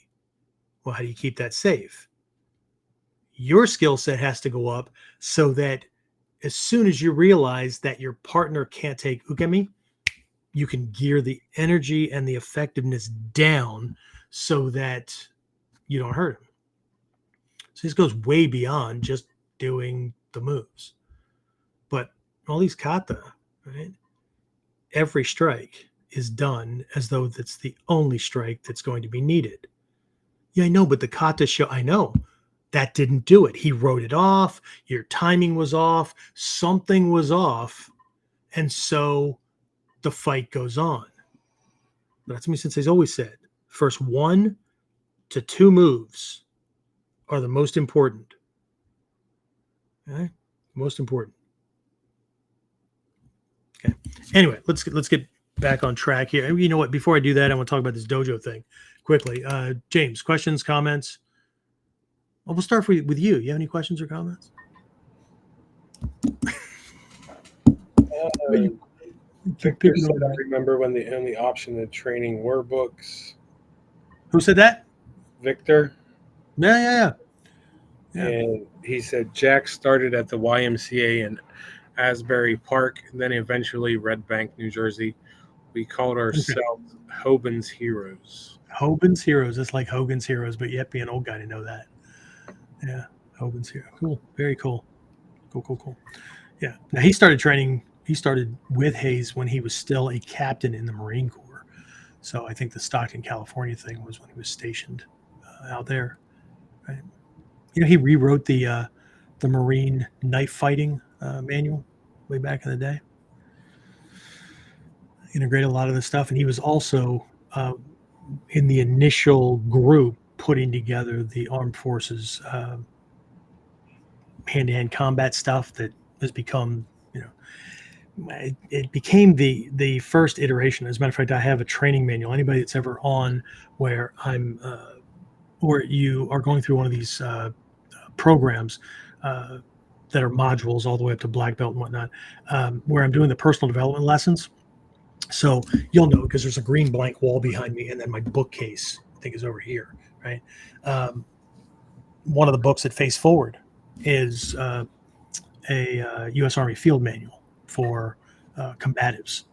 And, all these jackwagons that say Mushadori doesn't work, Onikodaki doesn't work, or whatever. The military's not putting shit into a program that doesn't work. That's freaking stupid, right? I mean, okay, this isn't about points and bragging rights, and I can't remember a time that anybody ever grabbed me, but fuck you, man. So these things are in that manual. This was before apparently the young bucks decided they weren't going to train if BJJ wasn't in the program, and then to get him to do it, this newer iteration has this shit worked into it. Okay, and I get it. Everybody, that's effective, man. Yeah, not on a battlefield. You're wrapped around this guy, and one of his guys can come up and kick you in the fucking skull or stab you or what? No, works in a ring, not when you're surrounded by friends and foe and you don't know who's who when shit's blurry. Not that I know anything about that kind of bubble, or a little bit. Anyway, so but really cool stuff. Anyway, so yeah. Say Victor's one of those guys, been around for a while, and I keep wondering why the hell he keeps showing up for class, because, he's already Grandpa Poobah, or Grand Poobah. I tried to work the Grand Poobah, but I don't know if he's Grandpa. I knew he's a cat dad. So every wayward waif in the neighborhood, except their whiskers and paws. Anyway, what else we got? And Dale said, I've been teaching my kids this same mindset, even how to use shadows to their advantage, using reflections, learning to walk silently, and how to keep out of a person's vision. We make it a game of who can sneak up on who. This is awesome because it's a confirmation. Thank you for sharing this. Yeah. And that's the way the ninja did way back in the day. I mean, I often say this relative to terrorism, because in my alter ego, right, into this corporate workplace violence stuff, but a huge part of that is hardening these targets, these company and workplaces and stuff, because very few people want to believe me when I say that these fuckers, these people, right? Because I can't say what I really want to say, because then I'd get a name assigned to me and I'd be canceled like I would give a shit. But anyway, I don't need to be canceled off this stuff. Otherwise, we wouldn't have a podcast. But they have online journals and magazines where these fuckers publish not only articles, but plans of actions for their lone wolf people that have been indoctrinated, that have been, swayed to act. Okay. In my day, again, I'm 61 and a half years old. So why listen to the old guy? Because, stuff's not done like that anymore. Yeah, I can see the fucking results of things not being done that way anymore. But anyway, the terrorist I had to worry about, right? No internet. So they had to leave home, abandon their families, whatever position they were in, find their way across the country, make contacts, find their way to Europe, make contacts. Sometimes there were training things there, but not typically. Most of the training camps were in a desert in the Middle East, in the middle of fucking nowhere. They had to find their way there, be vetted at every point along the way, be accepted into the group to get training to become one of these, these terrorists. and not get killed along the way. Now, all they have to do is, from the comfort of their bedroom, mom's basement, whatever, any disgruntled, disenfranchised, whatever individual, all they have to do is turn on their computer and find out, and the information's all over the place, find out how to navigate to get wherever they're going, download a certain program onto their computer that's a peer-to-peer, puts them into a peer-to-peer network, and having access to stuff that, right, will only lead in one direction. Right? Training videos, not necessarily like explosives and all that kind of stuff, just listening to the shit. The opposite of what we're doing. Right? That's all it takes. So, my point with that is everybody not everybody, but I hear it more often than not. I only want to do it the traditional way. Well, the traditional way was, if you weren't born into those families, you better have an amazingly creative way of doing something that so puts you in their graces that they'll accept you in, because if you don't, you die. Right? How amazingly lucky are we today to have ease of access?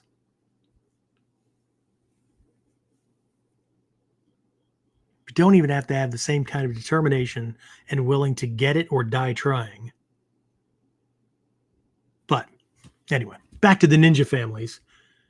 There's plenty of references about there were no dojo. As a matter of fact, let's throw the dojo thing out here. This whole dojo concept, okay? The dojo concept itself and the term dojo, okay, originated in the 15th century. So we're talking about the Edo period, right? 1600s, that kind of thing, okay? But then it was used to refer to a place of learning, or more specifically, like Buddhist studies, meditation, those kind of things, right? A lot of things that are in the martial arts actually came from Buddhist monasteries and whatnot. The way gi tops are worn, not the belt system, but the KUDEN system actually comes from that, because that's how monks were ranked, based on learning, integrating, and being able to reflect back certain teachings, right? But 15th century, well, that's just one era forward of the Sengoku Jidai Warring States period, where our stuff came from. I mean, just because it wasn't formalized doesn't mean we don't have it. Yeah, no, not the same. Not the same. Because the word dojo itself, those kanji go together to form the meaning of a place where enlightenment takes place. Not a place where you learn something. Okay? So it wasn't until the 19th century that the term became associated with martial arts. 19th century, okay? 1852, 55, something like that, right? Was the Meiji Restoration. You know what that is, right? That's when the merchants took the country away from the warriors. That's a nice term. The shogun gave power back to the emperor, that kind of thing, right? It was the beginning of westernization. Okay. At that point, right? Remember, the warrior class was outlawed. Going around fucking, the samurai had to cut off their top knots and all these symbols and whatnot, right? Okay. So now, how does somebody who is in a 1,000 to 2,000-year-old family line, where they did nothing but study and carry out operations involving warfare, how do they make a living, feed themselves, feed their families? a lot of them established places to train, or for training, where they would teach these skills. Right? Now, it doesn't mean that there weren't ryuha before that, but a dojo is any place that we're training. Dojo is not necessarily a building.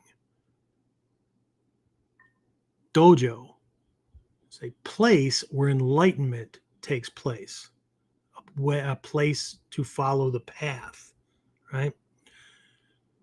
So when we were training in my basement, right, I had a kamiza wall and a kamiza. Out in the yard, we had this little setup. Okay, we would do a bow in, the whole deal, right? The place where we're doing the work is the dojo. So the irony is people telling me that they have to train in a dojo with a teacher, or it's not traditional, or it doesn't work.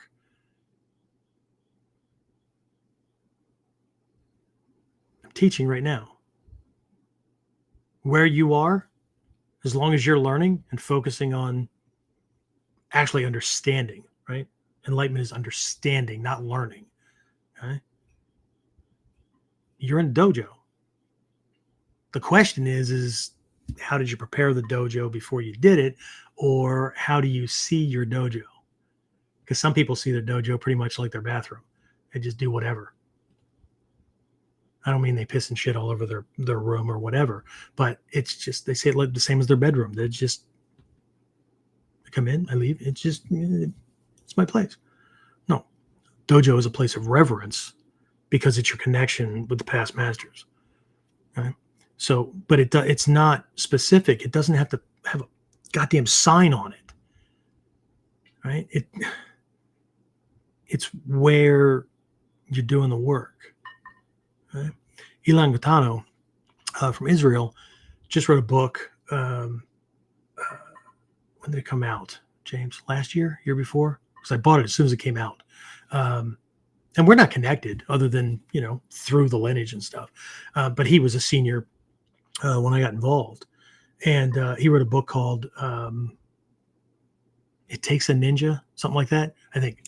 But the whole book is on learning and studying in whatever conditions you're in.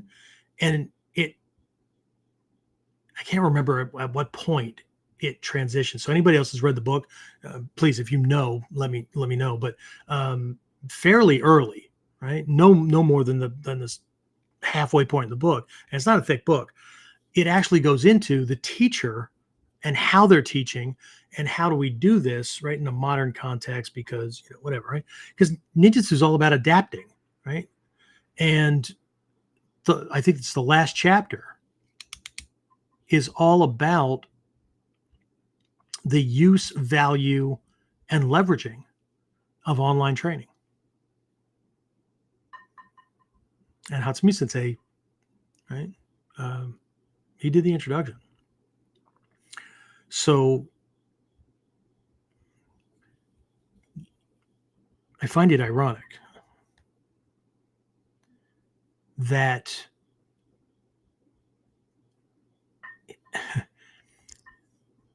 this art, for most people, has become crystallized into a style instead of being a set of principles and concepts and strategies for solving and overcoming whatever problem, challenge, or danger is in front of us.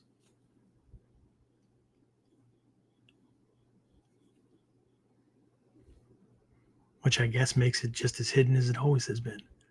Right?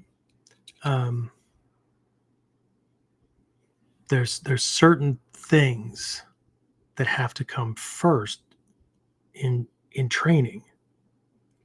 Like for local students, again, they're fairly lucky because they're making the same decision to sign up for classes or whatever at my dojo or anybody's place or whatever, as they would going to buy a car or whatever, right? It's just, they've got something that I like. I like that stuff. This is cool, right? It'll get the job done, make me look good, hopefully, right? And it's close and it's convenient. Right? Statistics show that the average person won't travel more than, if they live in a city, they won't travel more than 12 and a half minutes for anything.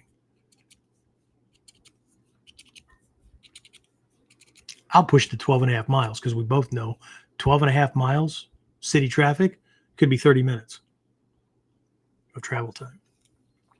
But they won't. Now, in our area, we're semi-rural, right? Sometimes parents have to drive their kids 30 minutes for a soccer game. So it gets adjusted here. But there's not a lot of hardship because it's right there. The hardship is the rearranging of the habits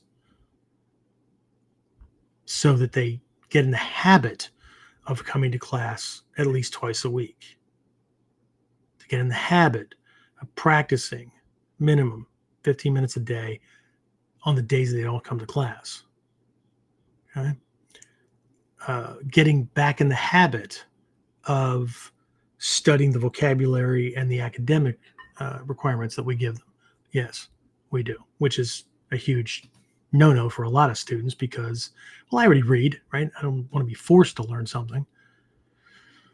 How are you going to understand something that it's hard enough to understand something that's going to be communicated to you in a foreign language?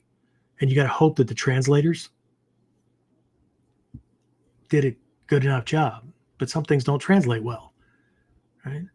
So, but now you're talking going back centuries that modern Japanese don't even understand. It'd be like getting marriage counseling from a priest. I get it, right? They can do things relationships wise and whatnot. And there's education and things like that. But unless that priest was married before and became a priest after, and this is, I'm not, I've got priests that are students, so they already know where I'm coming from. The one who hasn't been has no idea about the trials and tribulations inside of a relationship or family life. Okay. So anyway, but we have to be careful about this dojo thing. We have to be careful about what we think, right? So this ultimately, right, I'm going to stick to the history things, and this is where I'm going to kind of round things out. You know what? I was going to talk about why my program is the way it is. You can reverse engineer this stuff tonight. I think what I'm going to do is I'm going to hold that off for a different episode because I don't want to just like skim over it. So let's just do this. Let's finish up with a historical fact that is right in front of everybody's face. If you've been reading the books, starting with Ninjutsu History and Tradition, first one that came out in English, right? By Hatsumi Sensei, yes. Worked on it with Hayes, yes, right? That book was actually written by Hayes. Look, I don't give a shit, okay? It's like when I share a meme online about a quote to help people to either inspire them, motivate them, I don't know, kick them in the ass, whatever, right? And then somebody comes back with, oh, well, that guy, right? You know what kind of person he was? I don't give a shit. How does that take away? Hitler was an asshole. Hitler was a murderous fuck. But he created how many, and through his, and I get it, slave labor and all that, but it still came from the mind of this lunatic that we're using today, starting with the highways. An invention of Hitler. Okay. So does that mean I like Hitler? No. Okay. Just like when I post a meme, I'm not posting my agreement or validation of or whatever. And that goes for Trump, that goes for Biden, that goes for anybody. That doesn't mean that somebody who's a dick can't say something that's smart. The problem is that ego puts a value tag on everything and then only listens to shit or listens to people that they like and trust. That's why they get their asses manipulated. That's why they get conned and deceived. Why do I want to listen to the asshole? Yeah, but if he knows more than you do about the thing that you want to be good at, see, me learning from a mentor, there's one guy that I follow and I listen to and I learn from and whatnot. I don't want to become like him. He's like a fucking used car salesman, right? But in a certain realm that I'm trying to get a handle on in my life, right? I'm not trying to be him. And that's a big problem that's been going on in the Bujinkan for a long time. People have been training to be like Hatsumi Sensei instead of training to have the same skills Hatsumi Sensei has, but tailored and custom to their particular life. I'm nobody's disciple. Well, actions speak way louder than words. Okay. So I'm not trying to be the person. I'm trying to have that knowledge, that skill set, that ability.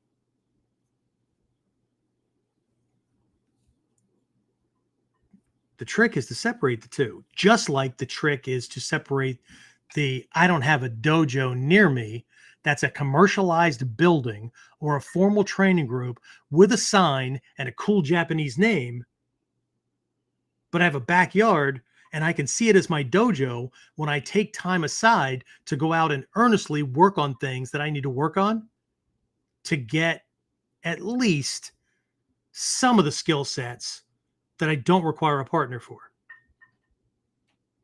That's my dojo. I can move the damn couch and a chair and create a space and put a little freaking thing over on a shelf that reminds me this is my training area. And for that 15 minutes, half hour, 2 hours, whatever, that's my dojo. Right? Whatever we fixate on, becomes both our goal and our limitation at the exact same time. Knowing that makes all the difference. Ninja are creative by their very nature. They're like a MacGyver, a James Bond, whatever. Okay. It all starts in the mindset. So let's start the mindset. Togakure Ryu, Ninja Juhake, 18 levels of training. We're not even going to talk about the fact that they had to know the Budo Juhake, the 18 levels of training for a conventional warrior, right? First area of training children start with, and we, as martial arts students, new to the training or renewing to the training, are just like children. Okay? So what's the first thing? Seishin Teki. Personal development. Knowledge. Seishin is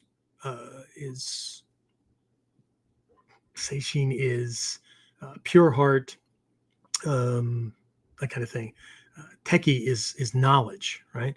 So, but it's not just self-knowledge. It's also like, it's knowledge about me, knowledge about others, knowledge about the world, knowledge about the connection between those things and how things work, right? People want to freaking tear down everything and reinvent things, but they don't even know how shit works, right? We're going to rebuild it. Really? Interesting. Right? When was the last time you did a class on environmental engineering so you can make sure that the waste stations and stuff like that are still working right? Anyway, so some of these people piss me off. Can you tell? Anyway, so Seishin Teki, it's the first area. What we often miss, right? It's there, but I'm sorry, most people skip right over it because that's not the cool shit to ego. The cool shit to ego is the fighting skills and the sword and the spear and the long staff and the stealth and all that, except that if we don't get the Seishin right, the training's going to be fucked up or non-existent. If we don't get the Seishin right, the reasons why we're doing it and when we'll use it are not going to be right. It's not going to be in alignment with Ninpo. Right? So, but Seishin knowledge, what do you have? Okay? But it's this personal clarity, right? Can you do it? Right? If we removed all of the obstacles that you see in front of you right now, can you? Better question is, would you Commit to the path and do it.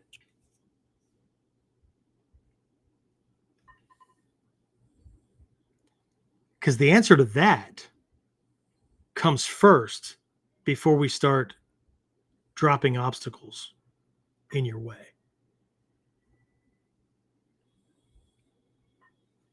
Some people come up with reasons why they can't, because they wouldn't even if all the obstacles were gone.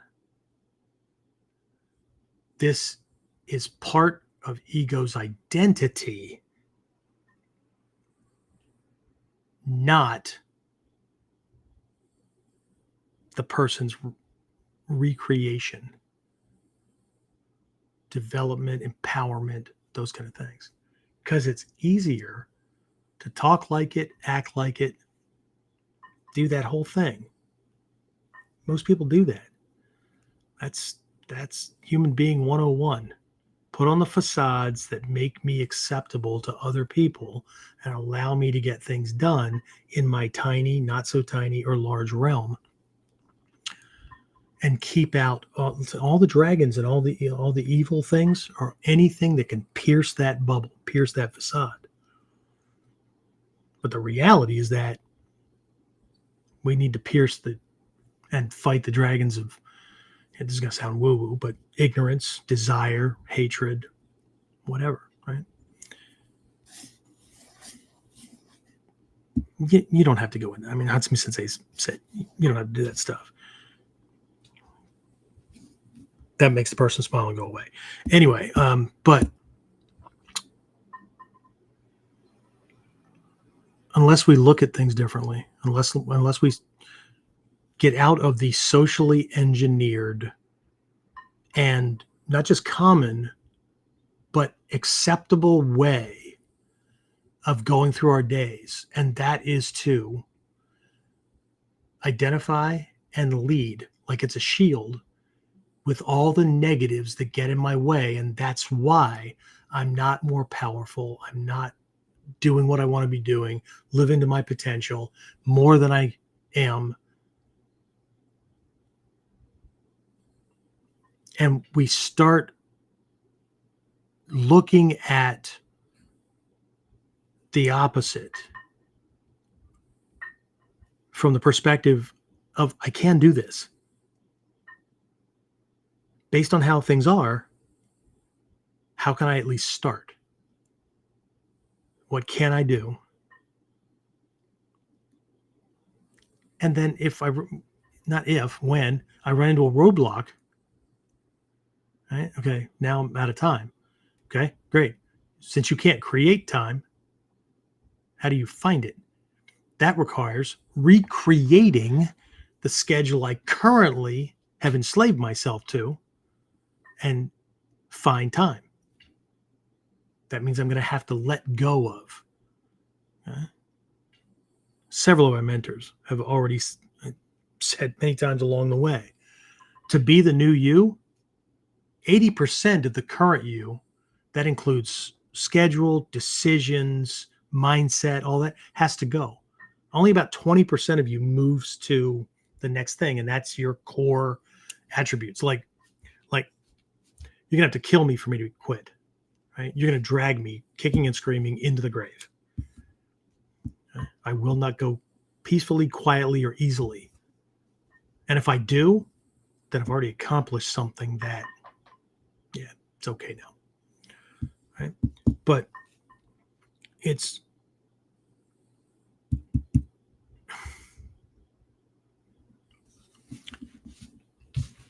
I just need to end this where I started, and that is that not only is, it's not only. Remember what I said about Shoshi Malmstrom opening up seminars. Everything I'm about to teach you is shit, right? It's worthless. Okay, works for me. Works for my students. Works for my students that apply it. But until you do the same thing, it's just empty information, and it's worthless. It has no value. Right? Unless the value to you is memorizing it so you can regurgitate it back, and again, layer on another part of the facade so we can sound like but not be that thing. The end of this is the answer to the does online ninjutsu training,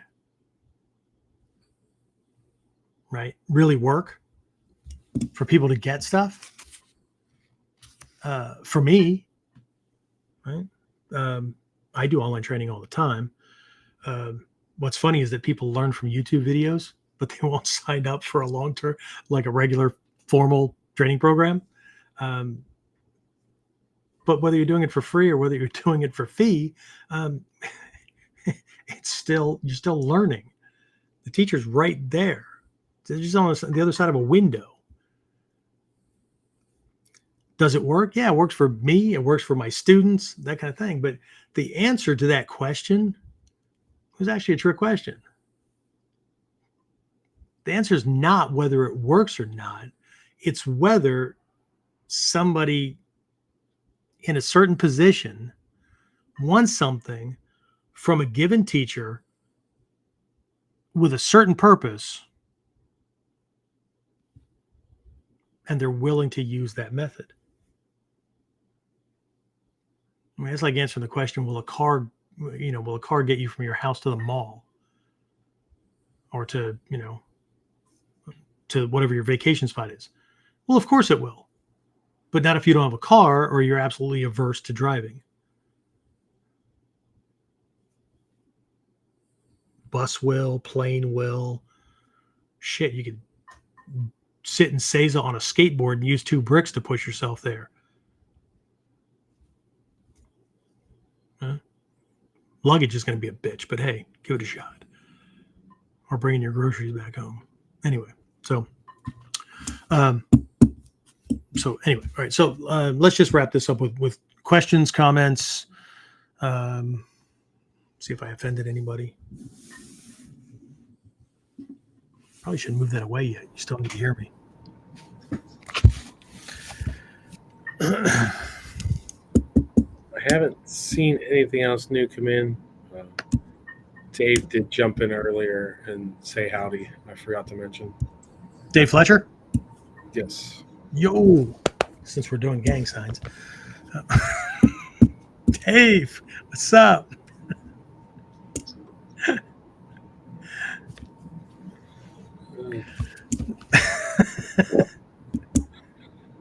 Jared. Tried to do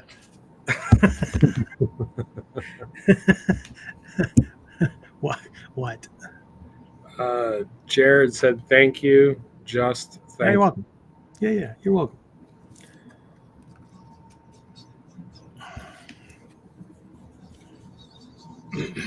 This stuff is only as valuable as you make it. But then, you know what? That's the same as everything, every experience, and every person in your life.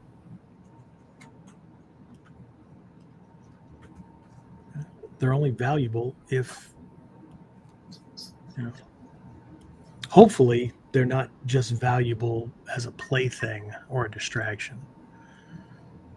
Like, they're valuable because we understand that everything is interconnected. Everyone is interconnected.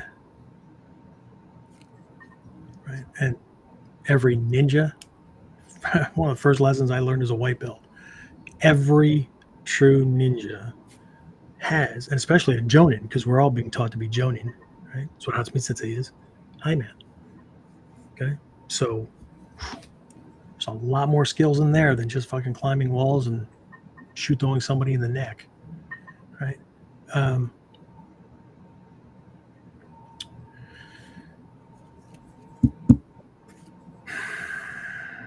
finish this in a minute. Anyway, anything else? That was it? That was all we had? Nothing else. Okay. So let me finish it. I'll finish it this way. Every ninja, every true ninja has a ninja network.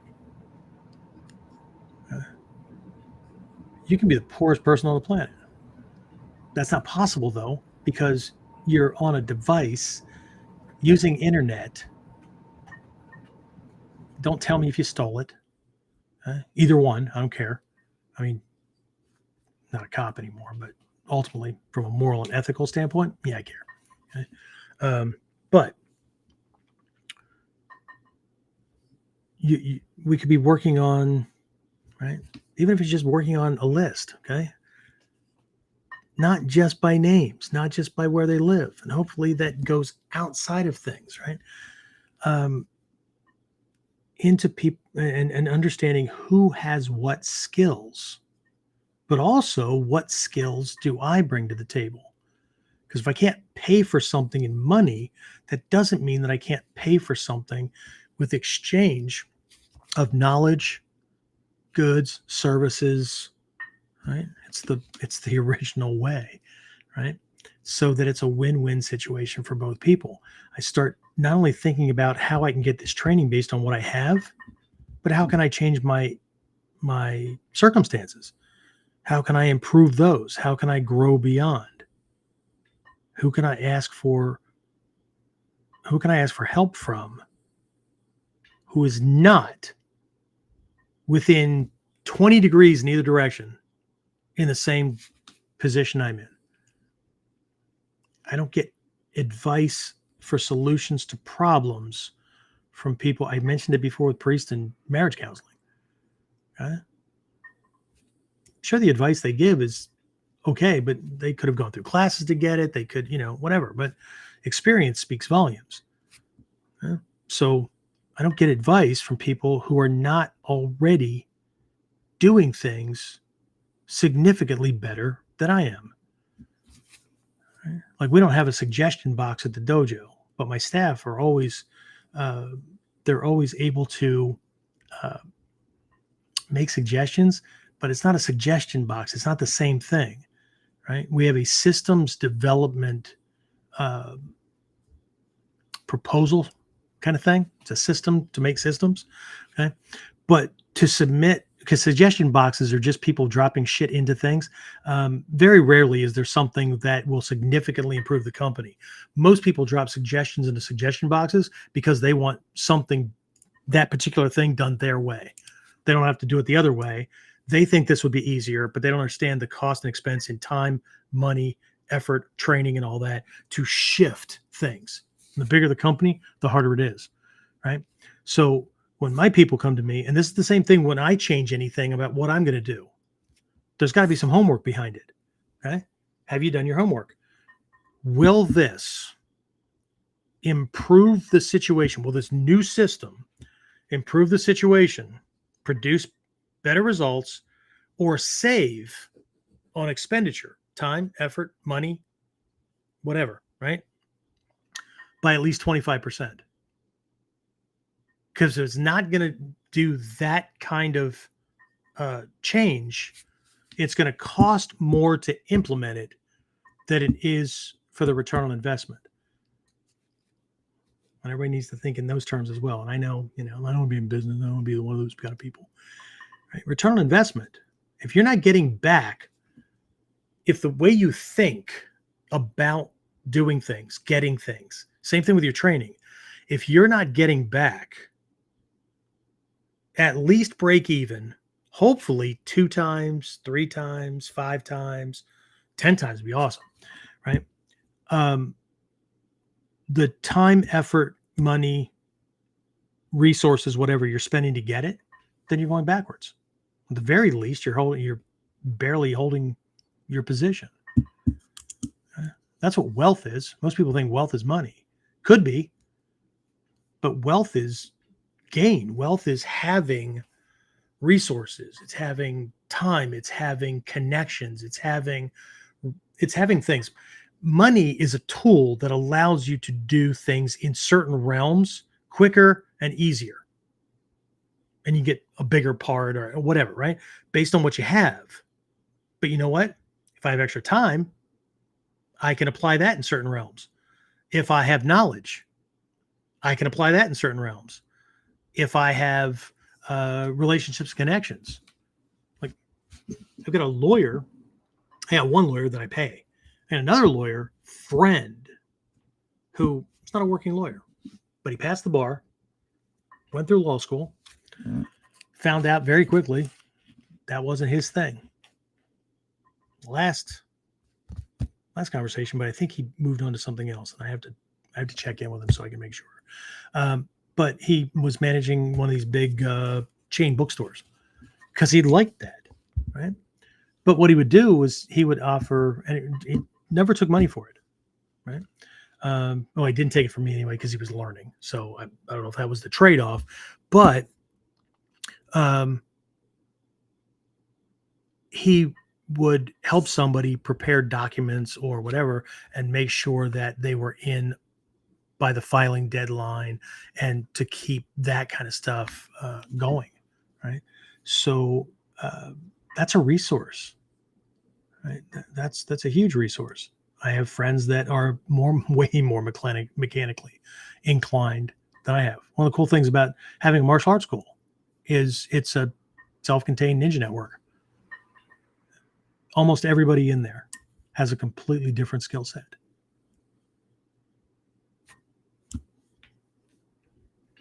We typically don't pay to have repairs made at the dojo because somebody knows how to do it and they just take care of it. So this is a difference in mindset, and nobody can give that to you. Okay. Again, I just offered all this stuff, but it's shit. Because no matter how much it works, if this is like New Year's resolutions, we're going to do it today, maybe tomorrow, maybe for a week, whatever. Eventually, it has to be done. Well, it's a 21-day rule, right? At least that's the way it is in Mikyo. I know people want to know the science thing. As little as 12. Yeah, as little as 21 days. Okay? Consistently. No breaks. Okay? Keep your mind tuned so that your brain gets a chance to rewire so that it gets easier and easier and easier and easier. And pretty soon, that's just your freaking outlook. You don't have to remind yourself. You don't have to remember what Sensei said. You are now completely different. Okay? I don't care if you dress the same or what. You will absolutely make different decisions. But you can't make different decisions with a perspective that doesn't allow for those decisions. Even if you think they're a good idea, there's too many entrenched habit patterns that will override it that are operating subconsciously and unconsciously. We have to do the thing. I don't care if it's rolling. Okay. And this is why solo training is really, really freaking important. Everybody goes to the dojo and this is training. Yeah. Okay. This is training. How about if we looked at that as seeing what I need to work on and what I can stop practicing because I got that. Now go back off to a freaking dark corner and my positioning when I go back, I'm too square forward or the timing is off. I don't need another arm coming in to get my arm into that position relative to my kamae. I can work on that aspect of it. This is a mindset thing. Of course, that's why this is called KUDEN. Could have called it Seishin, but too many other people had that one taken. It's too common in the martial arts. So had to call it something. Jeff's opinion. Ding. And what I know about people that do well and are inclined to do well on this side with this aspect of the training, what I know about you is that the colors red, black, and white are the top 3 colors that are associated with martial arts, warriorship, this kind of training. Kanji just makes you feel all warm and fuzzy all over, right? There's just certain things, right? So, yeah, guess what? Yeah. But the other thing I know is that there's something that you're looking for that the packaging doesn't matter as much as the content and what it will allow you to be able to do, what it will give you. Because otherwise, you'd be like a bunch of these other people that won't even listen to me because I'm old, bald, and fat.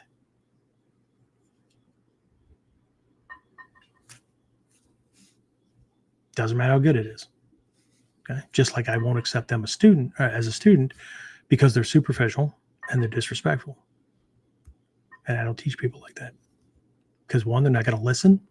And two, if they're that way with me, then they're probably that way with a lot of people in the world. And me teaching them is like giving a loaded gun to a baby. We ain't doing it. All right. Thus endeth the lesson. So let's not forget, if you're local, semi-local, we also have a virtual version. And I'm putting this stuff out. If you're listening to this after, well, right now it's August 19th. So I'm going to give you some reference points here. This Saturday coming up, the 24th, is our beginners. It's a foundational program for defensive combat handgun. So we're covering a lot of basics, like how to. This will cross over to everything else, right? Like how to get a handgun that actually fits you. The number of people that show up with guns at my training that bought it because somebody told them that, like, this is what you need. This has some knockdown power, and they can't even charge the damn weapon because they can't move the slide. I lost count, right? Or they can't hold it, or they can't operate it. It's too big for their hands. It's too small, whatever. There's a whole bunch of things in it. If you go to, where is it, James? Is it on SalesGroveMartialArts.com, or is it on Online Ninja Academy? You can go to onlineninjaacademy.com/events for all of these, and there should be a link on the left hand side where the registration buttons are. There should be a link that will take you to a page that will give you like all the what's in it. So if you're in locally live for things, it's a full day thing, 9 a.m. to 5 p.m. The morning we are at the dojo covering the core principles and concepts, and then after lunch we will be at a semi-local. It's about a 30 minute drive to a private range where we'll be working those things. I can't make the Zoom thing work out there because I can't get the internet stuff to work, and I'm not sure how just recording it on video is going to work. So the only offer I'm making for folks that are doing virtual is the morning session. So there's an adjustment for that. There isn't anything on the information page. That's just for enrolling for the whole day. But if you go to the events page, onlineninjaacademy.com/events, there is both. There is the full day live and there's the half day virtual. I already have several people signed up for that. And then for the girls, again, I'm probably going to wire a virtual option into this. We have what I call Ladies Night Out. It's a 4-week women's self-defense course. It's 4 classes. They're Wednesday evenings, 7:30 to 9 Eastern. And I cover this from 4 different aspects, one of which is using Kubutan, like a Yawara stick kind of thing. But each class covers a certain aspect to women's self-defense. Class 3 usually throws a lot of people off.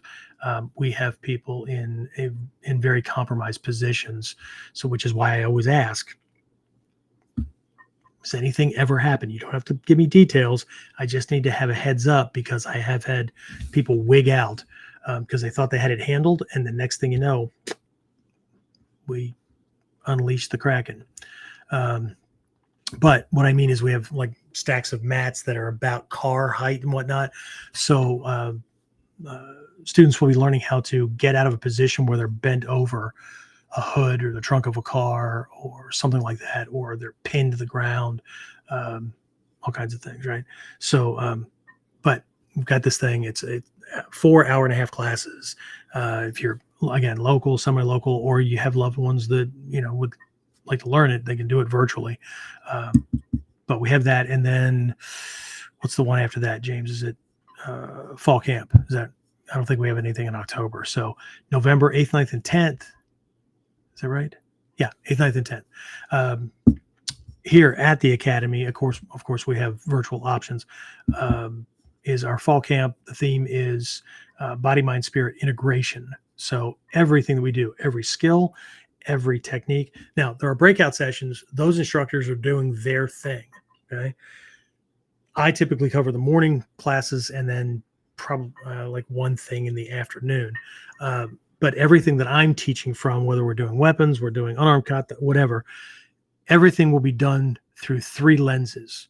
One, the physical application of the body, your body and body parts against his.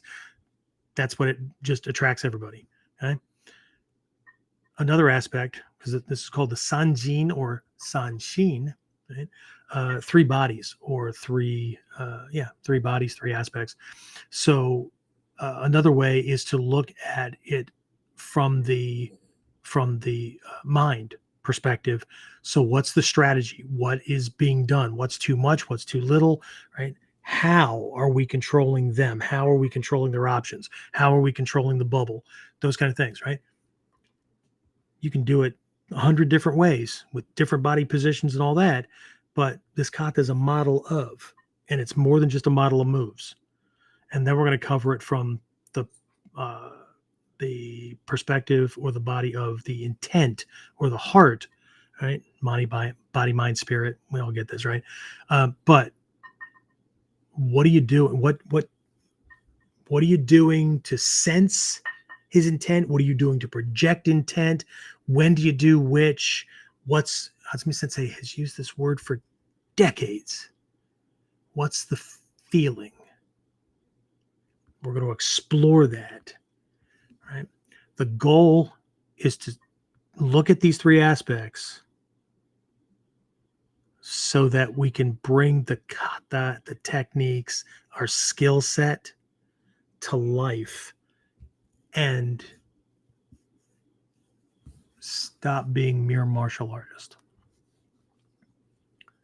Hatsumi Sensei has made that comment over and over. There's a huge difference between a budoka and a ninja, but either way, the ninja is just a much more refined warrior. Huge difference between that and a mere martial artist. And to understand the difference makes all the difference. Changes everything. Because martial arts won't be your life. Your martial skill set will be in place as one aspect of your life to protect the rest of it. It becomes an integrated thing and not a pastime. Not a Monday at 8 thing. Okay. Anyway, that's what I have. I don't have anything up for registering yet for Daikomyosai. That should be up soon. That's out in January 10th, 11th, 12th. And when I count the 8th or the 10th, that's a late session. So a lot of people can't make it for that. We have classes that run up until 7:30 on Fridays. And so 8 to 10 p.m. Is for the early arrivals. And we typically do something pretty cool and jazz there. And then the Saturday, Sunday kind of thing is the meat of things, right? So when I count the 8th or the 10th, I don't need to hear, well, I can't get off work that early or travel time. And I get it. Okay. But training doesn't start till 8 p.m. And if you can't make it for that, it's okay. We've got, registration Saturday morning, or sometimes people only show up for one day. They're typically the locals, but either way. All right. So, James, anything else? Like scratch anybody's scab or?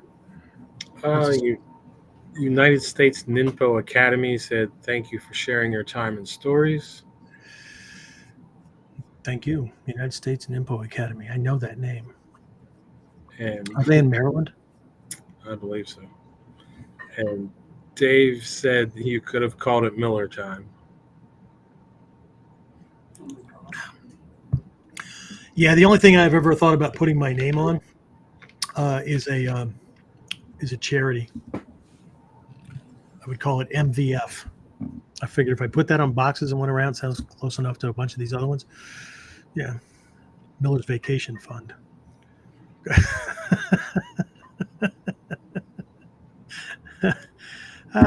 Anyway, but I'm not into ripping people off. So I work like a dog, and James treats me like one. I'm kidding.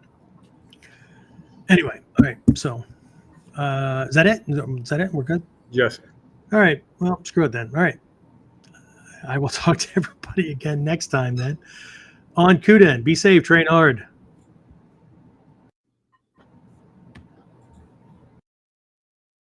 Get more of KUDEN Radio. Subscribe through your favorite podcasting site or join our clan of serious modern warriors at onlineninjaacademy.com.